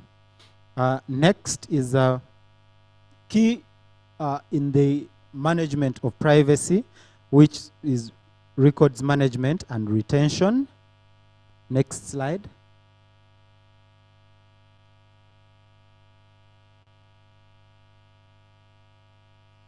We found out that 56.6% had been involved in the development and implementation of asset and records management procedures. Remember, data protection and privacy heavily relies on implementation of privacy at the entire data life cycle. And records management comes out key. When you collect the information, you're going to keep it somewhere. You need it secure where it is kept. You get to the last point, which is disposal. How you dispose the information is also key. Otherwise, you're going to throw the papers. A presenter indicated that some records are used for selling pancakes. So at that point, we need to ensure that the DPOs are involved in the development and implementation of record management processes. And 56.6 responded yes. 77.4 indicated that at that point of destruction of the records, they had not been involved.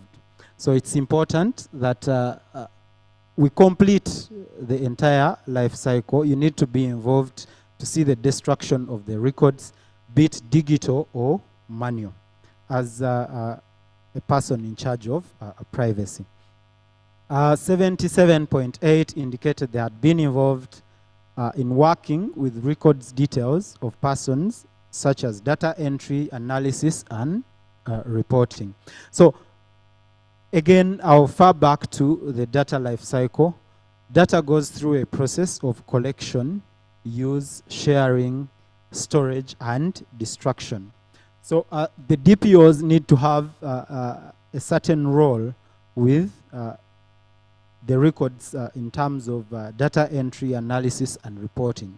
Because at this point is where certain aspects of identity are key. And if it's going to be sanitizing to remove the identities, to ensure that the data that is being shared or used for reporting does not have personal information, it's at that point. And we thought it's important to know how many of the DPOs are involved in that role. 66 indicated that they had been involved in a regular data quality reviews of records to ensure that we are not working with garbage when we received correct information. So data quality control is important in records management as well. Involvement in audits and assessments. From the survey, we found out that 29.2% had been involved in conducting data protection impact assessment. And this seemed quite very low from our expectations, especially given that one of the key roles is data protection impact assessment for the DPOs. And a training was organized by the office together with MasterCard Foundation to try and cover up this gap. We had about 180 DPOs attend this training as part of the Privacy Day celebrations. 54.2 indicated they had never carried out data protection and privacy audit or information security audit or ICT assessment. And this also being a key role that should help with compliance.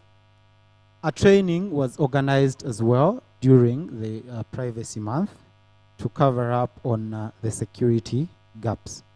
57.5% of the DPOs indicated that they had shared opinion on organization audits and how they should be carried out.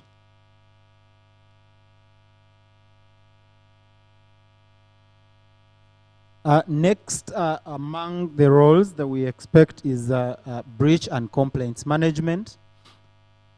The findings indicate that 64.2% had not been involved in detection, identification, and reporting of personal data breaches, which is on a low end. We find quite a number of complaints and breaches being reported over social media, but then we need to ensure that the DPOs are able to pick these up and report to the office. 90.6 indicated that they had never resolved any data protection and privacy complaints. This could fall either way, maybe because they have not received any complaints, but from the complaints that we receive as the office and some that we see over social media, we think this is a gap that needs to be closed. As DPOs, there is a need to take up effort, receive those complaints and resolve them to the satisfaction of the complainants. 87.7% indicated that they had not encountered a personal data breach. This could be good. Someone could say there is good security at the different organizations in that there are no breaches reported or encountered, but also could be on the negative side that you're not able to do the detection. In terms of training interests, the DPOs indicated that they needed training on data breach impact assessment.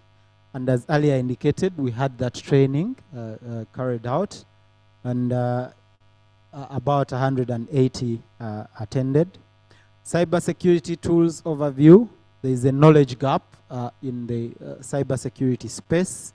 Data protection impact assessment is also needed, and privacy management program. Majority of the people indicated they need training in those lines to be able to deliver best on their roles as data protection officers.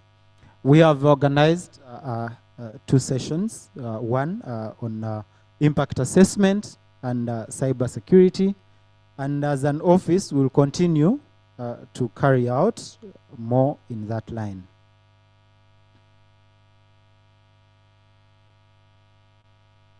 Conclusions.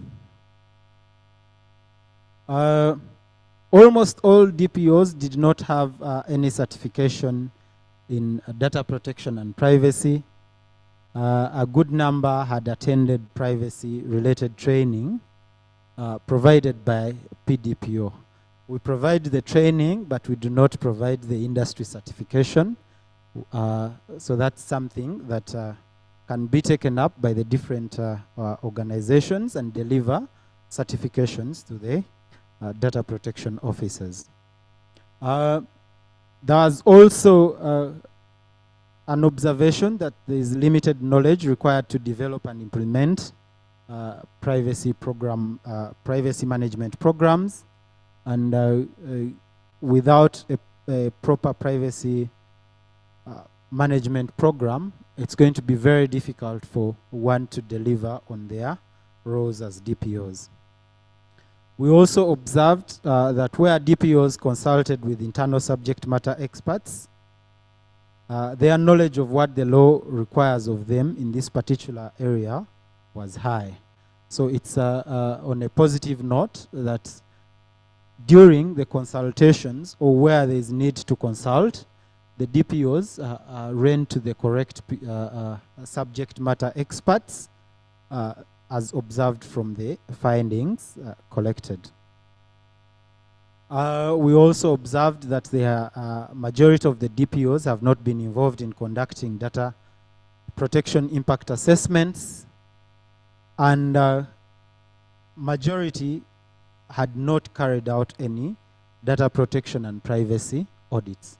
So this is a very big gap for the DPOs, and training can be done in these lines to ensure the gaps are closed. Overall, the assessment established that most of the DPOs had limited skills required to perform the related tasks to ensure compliance with the law. Recommendations. There is need for DPOs to be trained in the following areas to support them in the development and implementation of privacy management programs. Cross-border transfer mechanisms comes out key. Privacy by design, which is very important, so that we do not think of privacy when we have a problem, but embed privacy in all aspects of the operations. If you're designing procedure manuals, at what point do you come in with privacy? It should be included from the start. How to conduct data protection and privacy audits and impact assessments. Development and implementation of policies and procedures on data protection and privacy, information security, records management and retention, and privacy notices. Because we realize that most people have these policies in place, but they're not involved in the development or the review. It's better when they are involved in the development, so that as you're implementing a policy, you know the basis for which. Development and implementation of awareness programs. If you have all the policies and procedures in place, but the people that you work with are not aware, then it's as good as having nothing in place.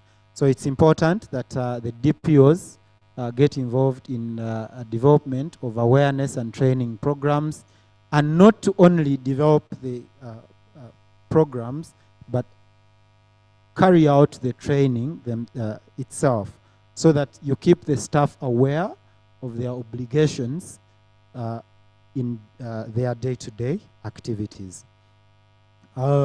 Management and resolution of personal data security breaches and complaints. The findings indicate the DPOs have not been involved. We're yet to confirm whether the breaches are there, but they are not involved, or they are not actually able to detect the breaches, or they do not have mechanisms to receive complaints that can go on up to resolution. Conducting cybersecurity maturity assessment is also a gap. So in terms of the recommendations, the opportunities for training are many that the DPOs need to take up. And if any of us here can deliver the training, these are the key areas to help the data protection officers with their work.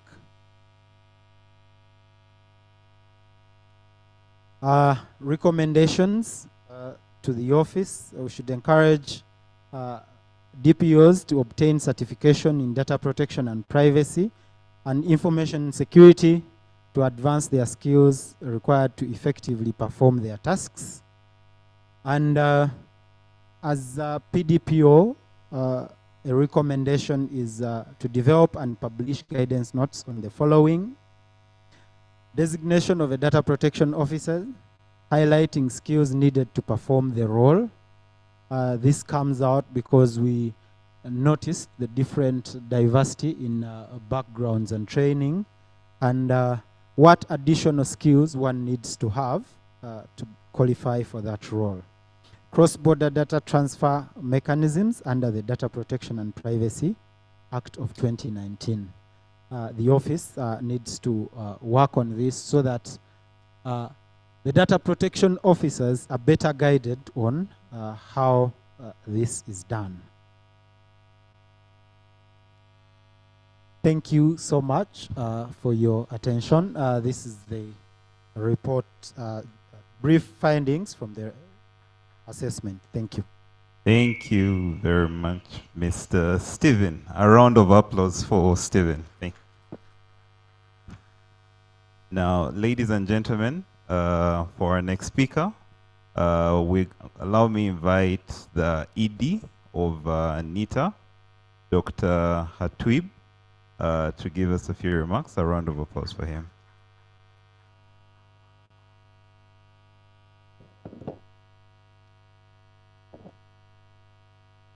Thank you, Wilson. Good afternoon, ladies and gentlemen. Let me take this opportunity to recognize our chief guest, the Minister of State for National Guidance at the Ministry of ICT and National Guidance, Honorable Kabyanga Godfrey. All protocol observed. Just before I get into my speech, I wanted to give a story on my experience with the Data Protection Office. This was the new office that we set up just as I was joining the authority. The act had been passed in 2019. 2020, we were a skeleton staff within the office, but it was operational.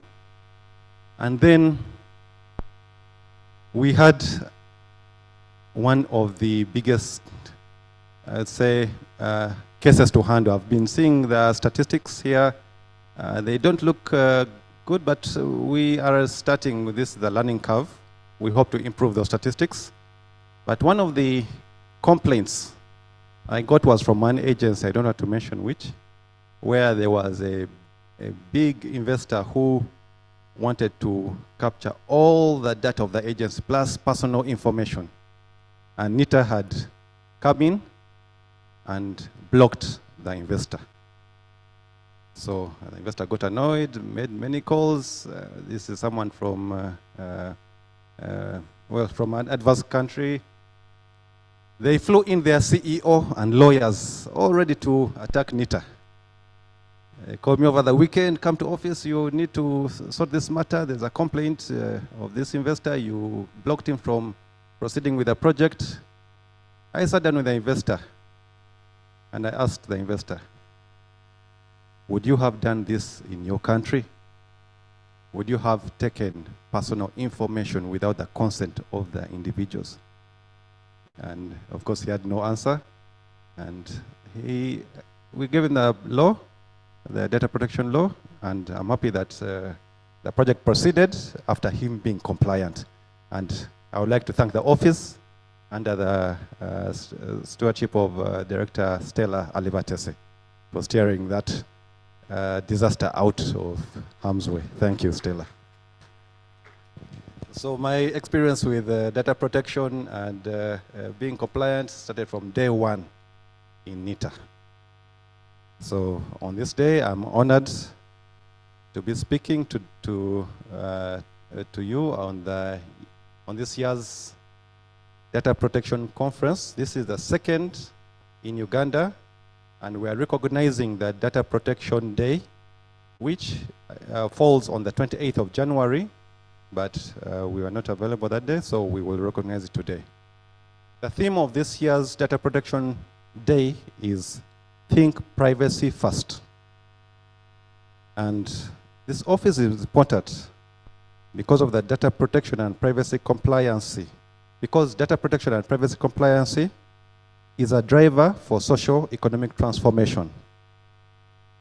I would like to extend my congratulations to the National Personal Data Protection Director, Ms. Stella Alibatese, and the entire government, the stakeholders, the Ministry of ICT and National Guidance, and all ministries and agencies and non-government organizations that have led to the success of today and Uganda achieving its second Data Privacy Day.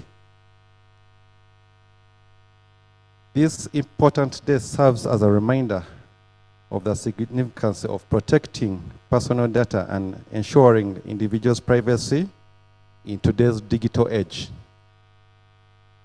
As you all know, technology is advancing rapidly, and with it, the amount of data being generated, collected, processed is growing exponentially. I've been seeing some graphs here, but I've not seen an exponential graph. Probably, I've forgotten the actual figures, but I remember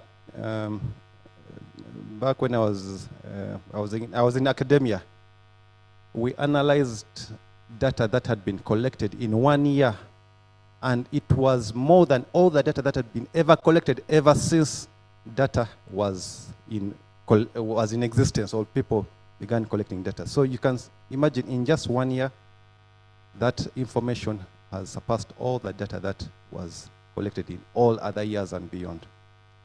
So that's how the growth of data is growing. It's so exponential, and we need to be mindful of this. This data is being used to drive innovation, improve service delivery, and create new business opportunities. However, it is also important that we ensure that this data is protected and that individuals' privacy is respected.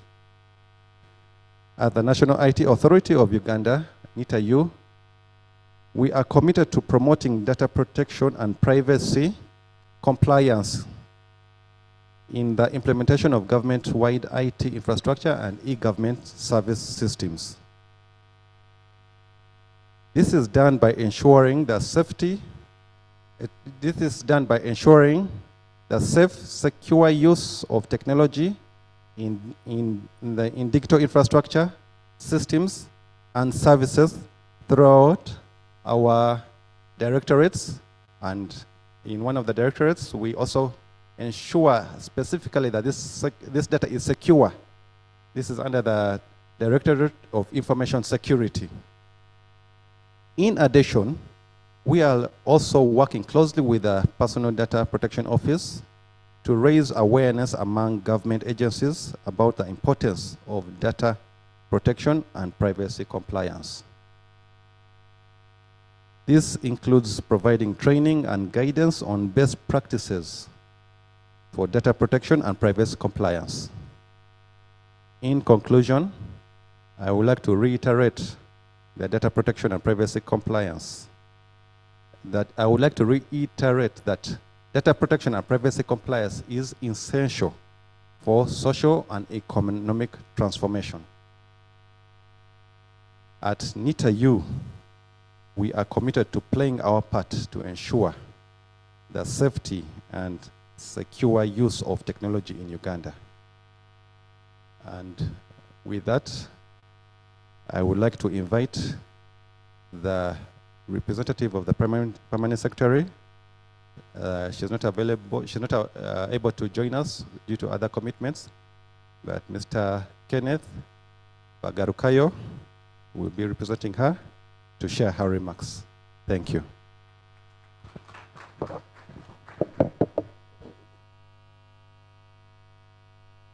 Thank you, Edie. Another round of applause for the Executive Director. Thank you very much as he takes his seat. Okay.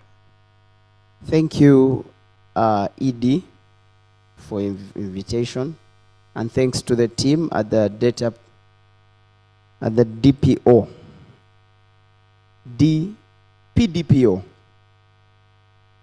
Good afternoon, everyone.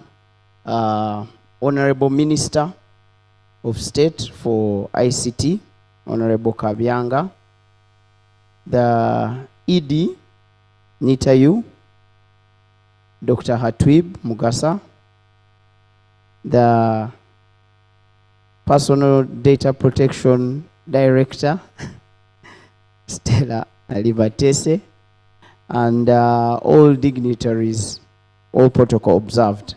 I shall read the remarks from the PS verbatim. My name is Kenneth Bagarukayo. Substantively, I'm a commissioner in the Ministry of ICT and National Guidance in charge of data networks. The PS sends her regards. She's busy with other engagements, but she sent her remarks. Welcome to the celebration of the International Data Privacy Day in Uganda. Today is an important day for all those who are committed to protecting the privacy of personal data.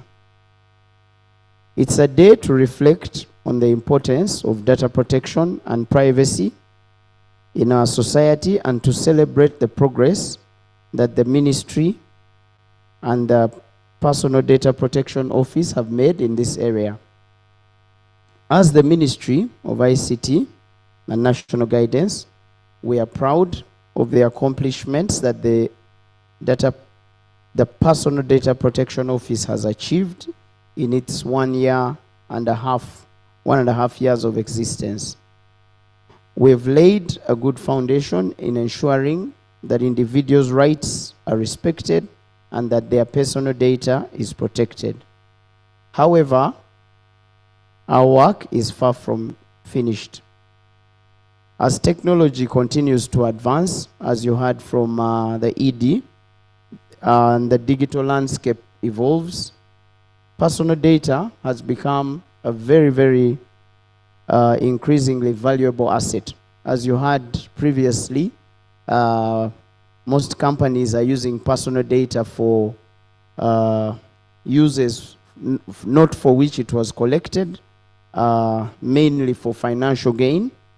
So we need to ensure that these personal assets which are private are protected. As the ministry, in hand with the PDPO, we remain vigilant in our efforts to protect the privacy of personal data by continuing to educate and inform persons and organizations about their obligations to protect personal data. This year's theme, data protection and privacy compliance as a driver of social economic transformation, is timely because protecting personal data can support economic development and indeed improve social inclusion. For example, if businesses and other organizations are able to demonstrate that they are compliant with data protection and privacy laws, they will be more likely to attract investment, attract customers, and attract partners.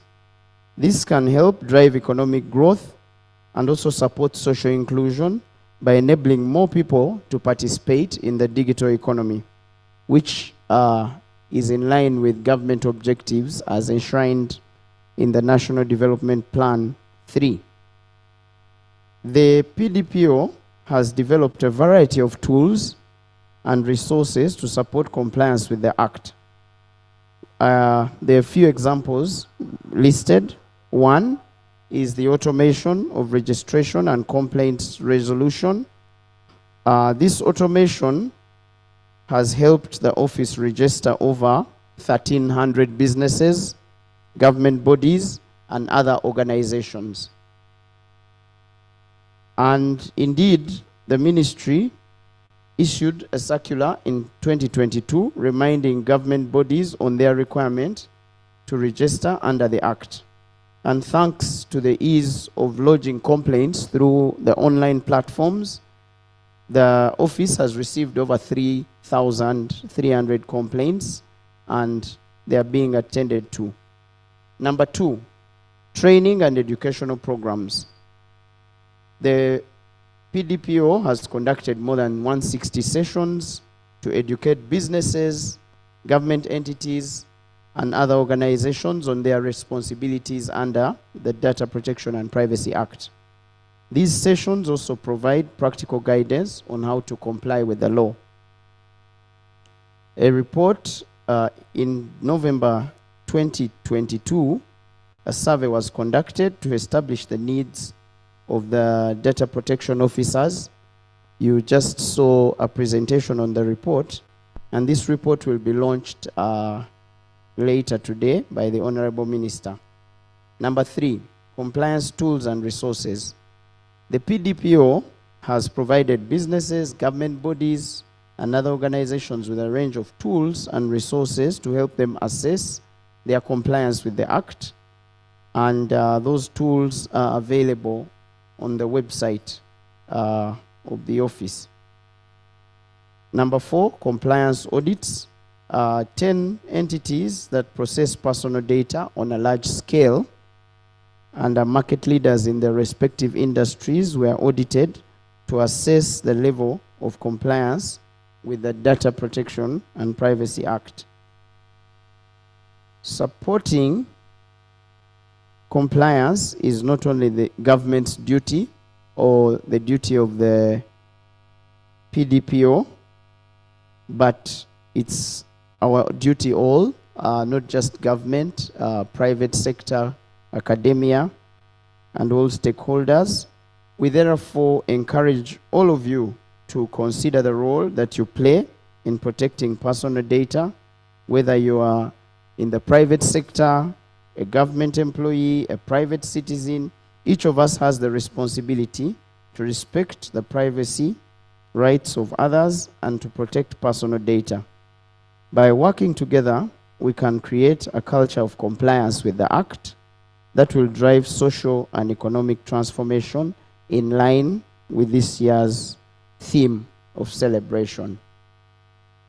With those few remarks, it's my humble pleasure to right now invite the Honorable Minister of State for ICT and National Guidance, Honorable Kabyanga, to share his remarks as the chief guest. I thank you.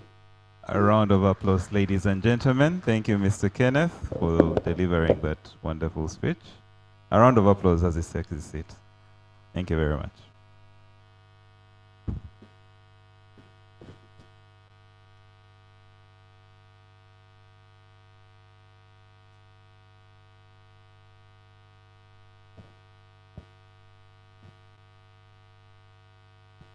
Good afternoon, ladies and gentlemen. I first of all would like to bring apologies from my minister, Honorable Chris Variomusi, who would have loved to be here personally to officiate at this function, but at the last hour, he was invited for another meeting in the Speaker's office. And therefore, I have come to represent him, even when I was also invited personally to come and attend this function. I'm honored to be here today as the chief guest at the Data Privacy Conference and to have the opportunity to launch the Data Protection Officers Training Needs Assessment Report. I would like to take note of the presence of the National Data Director, the Permanent Secretary of Ministry of ICT and National Guidance, the Executive Director, Nita Yu, all the keynote speakers, Dr. William Waswa, member of the African Union High-Level Panel on Emerging Technologies, as well as our esteemed partners, the acting head of office at the UN Global Pulse Lab Kampala, and the technical advisor for the inclusive digital economy at UN CDF. All of you, your presence here today on this day, the Data Protection Day, is a clear indication of the significance of data protection and privacy, and the need for continued collaboration to safeguard personal information in the digital age. As we all know, data privacy is a critical issue in Uganda's digital age. The increasing use of technology in all aspects of our lives has led to a greater need for the protection of personal information.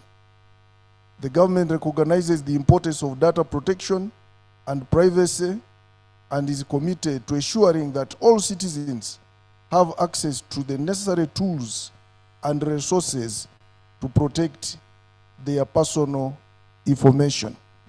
And just as my ED has just said, there are so many people who want to steal data. Data is now big business. And there are so many people interested in stealing data to go and sell it.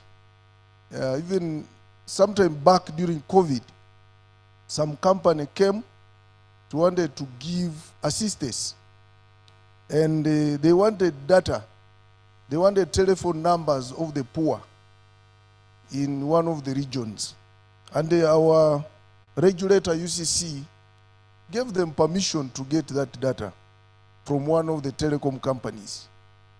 I'm not an engineer and an IT person, but instead of getting it from one of those telecom companies, they instead went to the mass and collected a lot of data which was not even what they wanted. They collected more than what they wanted. And eventually we had to come in to stop them and retrieve the data from them and sheave and give them what they wanted. Because data is big business now. So we should really protect personal data as much as possible. And that's why we put there a law and we put there an officer specifically to handle that. And that officer is none other than our director who is here, who is a lawyer. I think that's why my CEO, Atuibu, survived.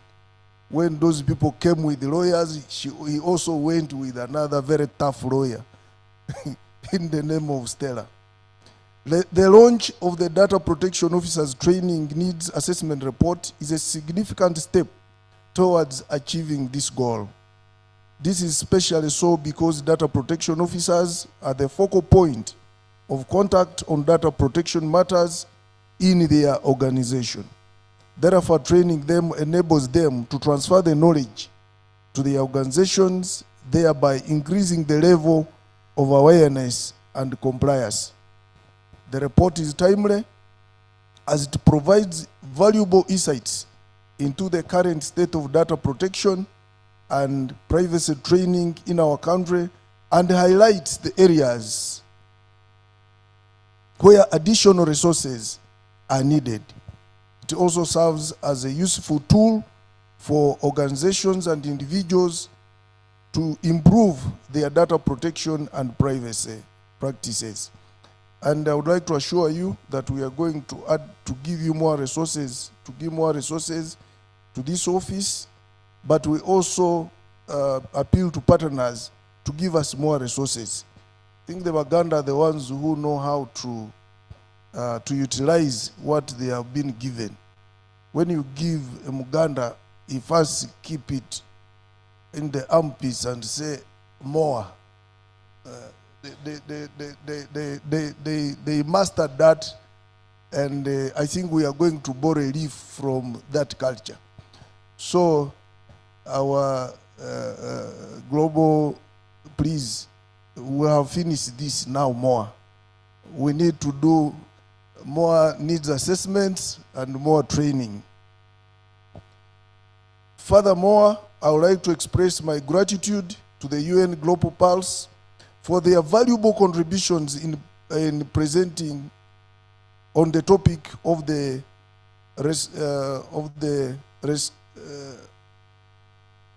response data sharing as driving force for social and economic transformation.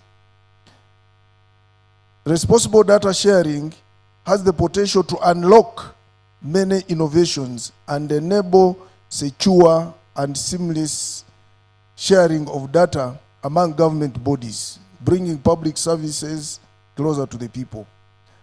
I also extend my appreciation to the panelists who shared their experiences and insights on ensuring compliance as a driver of social and economic transformation within their respective organizations. Their contributions have been instrumental in helping us to understand the current state of data protection and privacy and the necessary steps we must take to protect personal data. As we move forward, it's crucial that we continue to collaborate and stay informed about the latest developments in data protection and privacy. And this is mainly because in the digital world, things are changing very fast. So you must move with the technology. And even this data protection law, very soon we shall amend it because technology is improving very fast. We must always close on the gaps. Or else we can think we have arrived and someone uses some technology which we didn't mention and steals our data.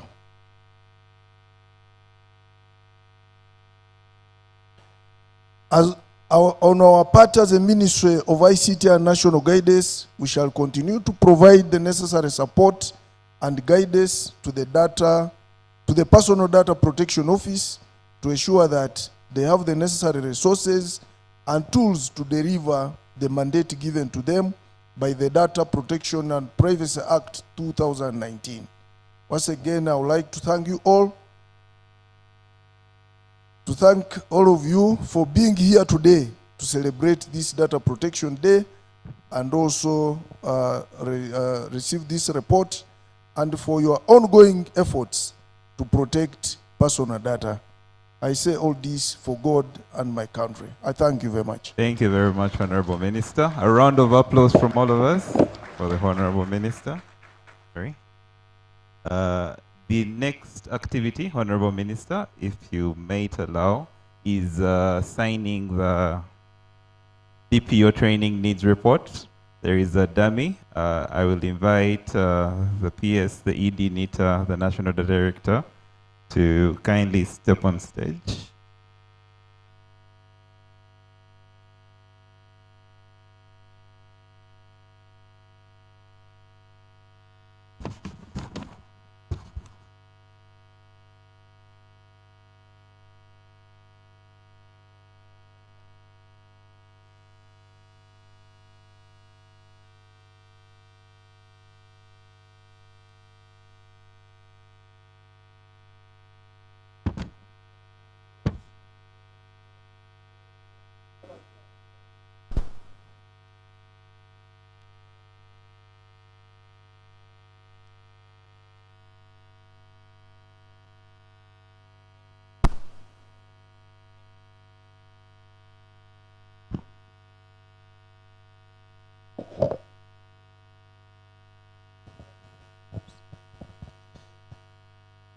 Ladies and gentlemen, on behalf of the government of the Republic of Uganda, I hereby launch the Data Protection Officers Training Needs Assessment Report this day, 31st of January, the year of our Lord 2023. Thank you.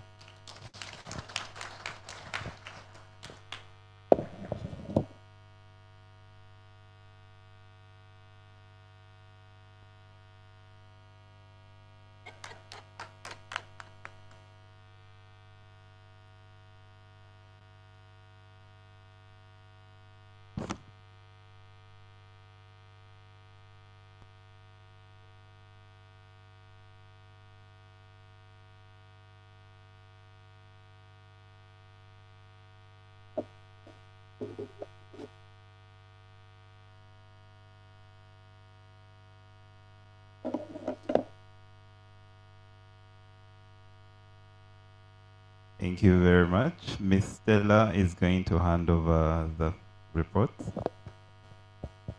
Honorable Minister, if you could allow me to pass on this report.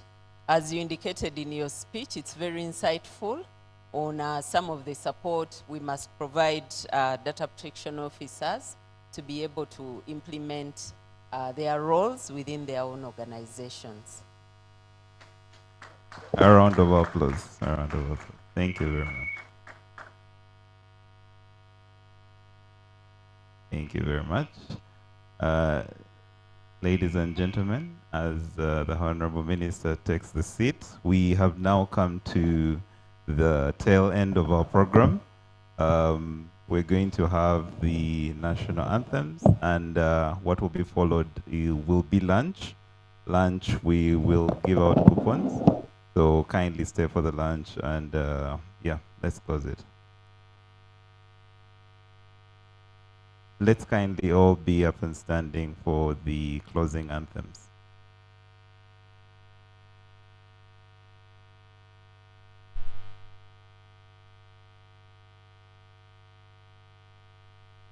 Mungu twaomba uilinde Jumuiya Afrika Mashariki, tuwezeshe kuishi kwa amani, tutimize na malengo yetu.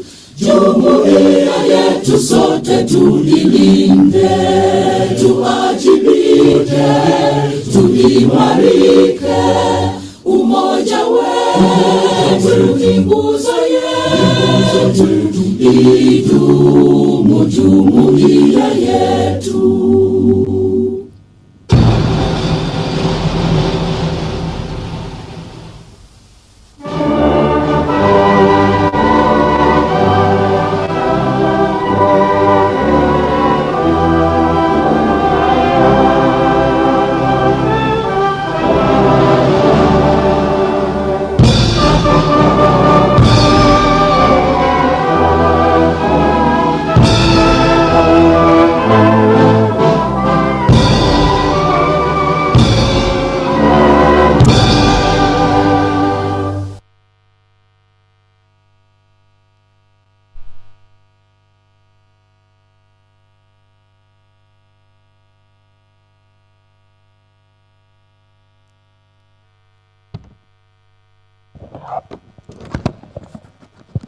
Thank you very much.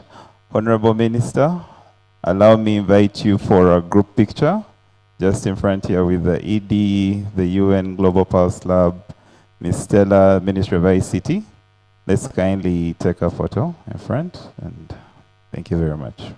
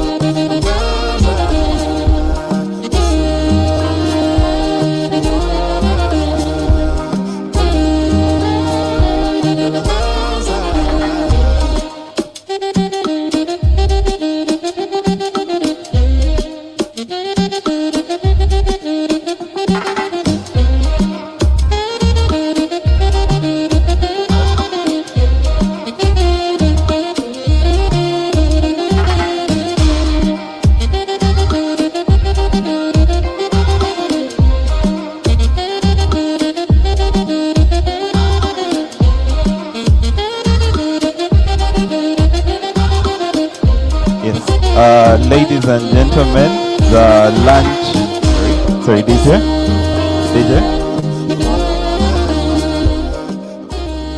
Okay. Ladies and gentlemen, the lunch will be at Silver City Grill.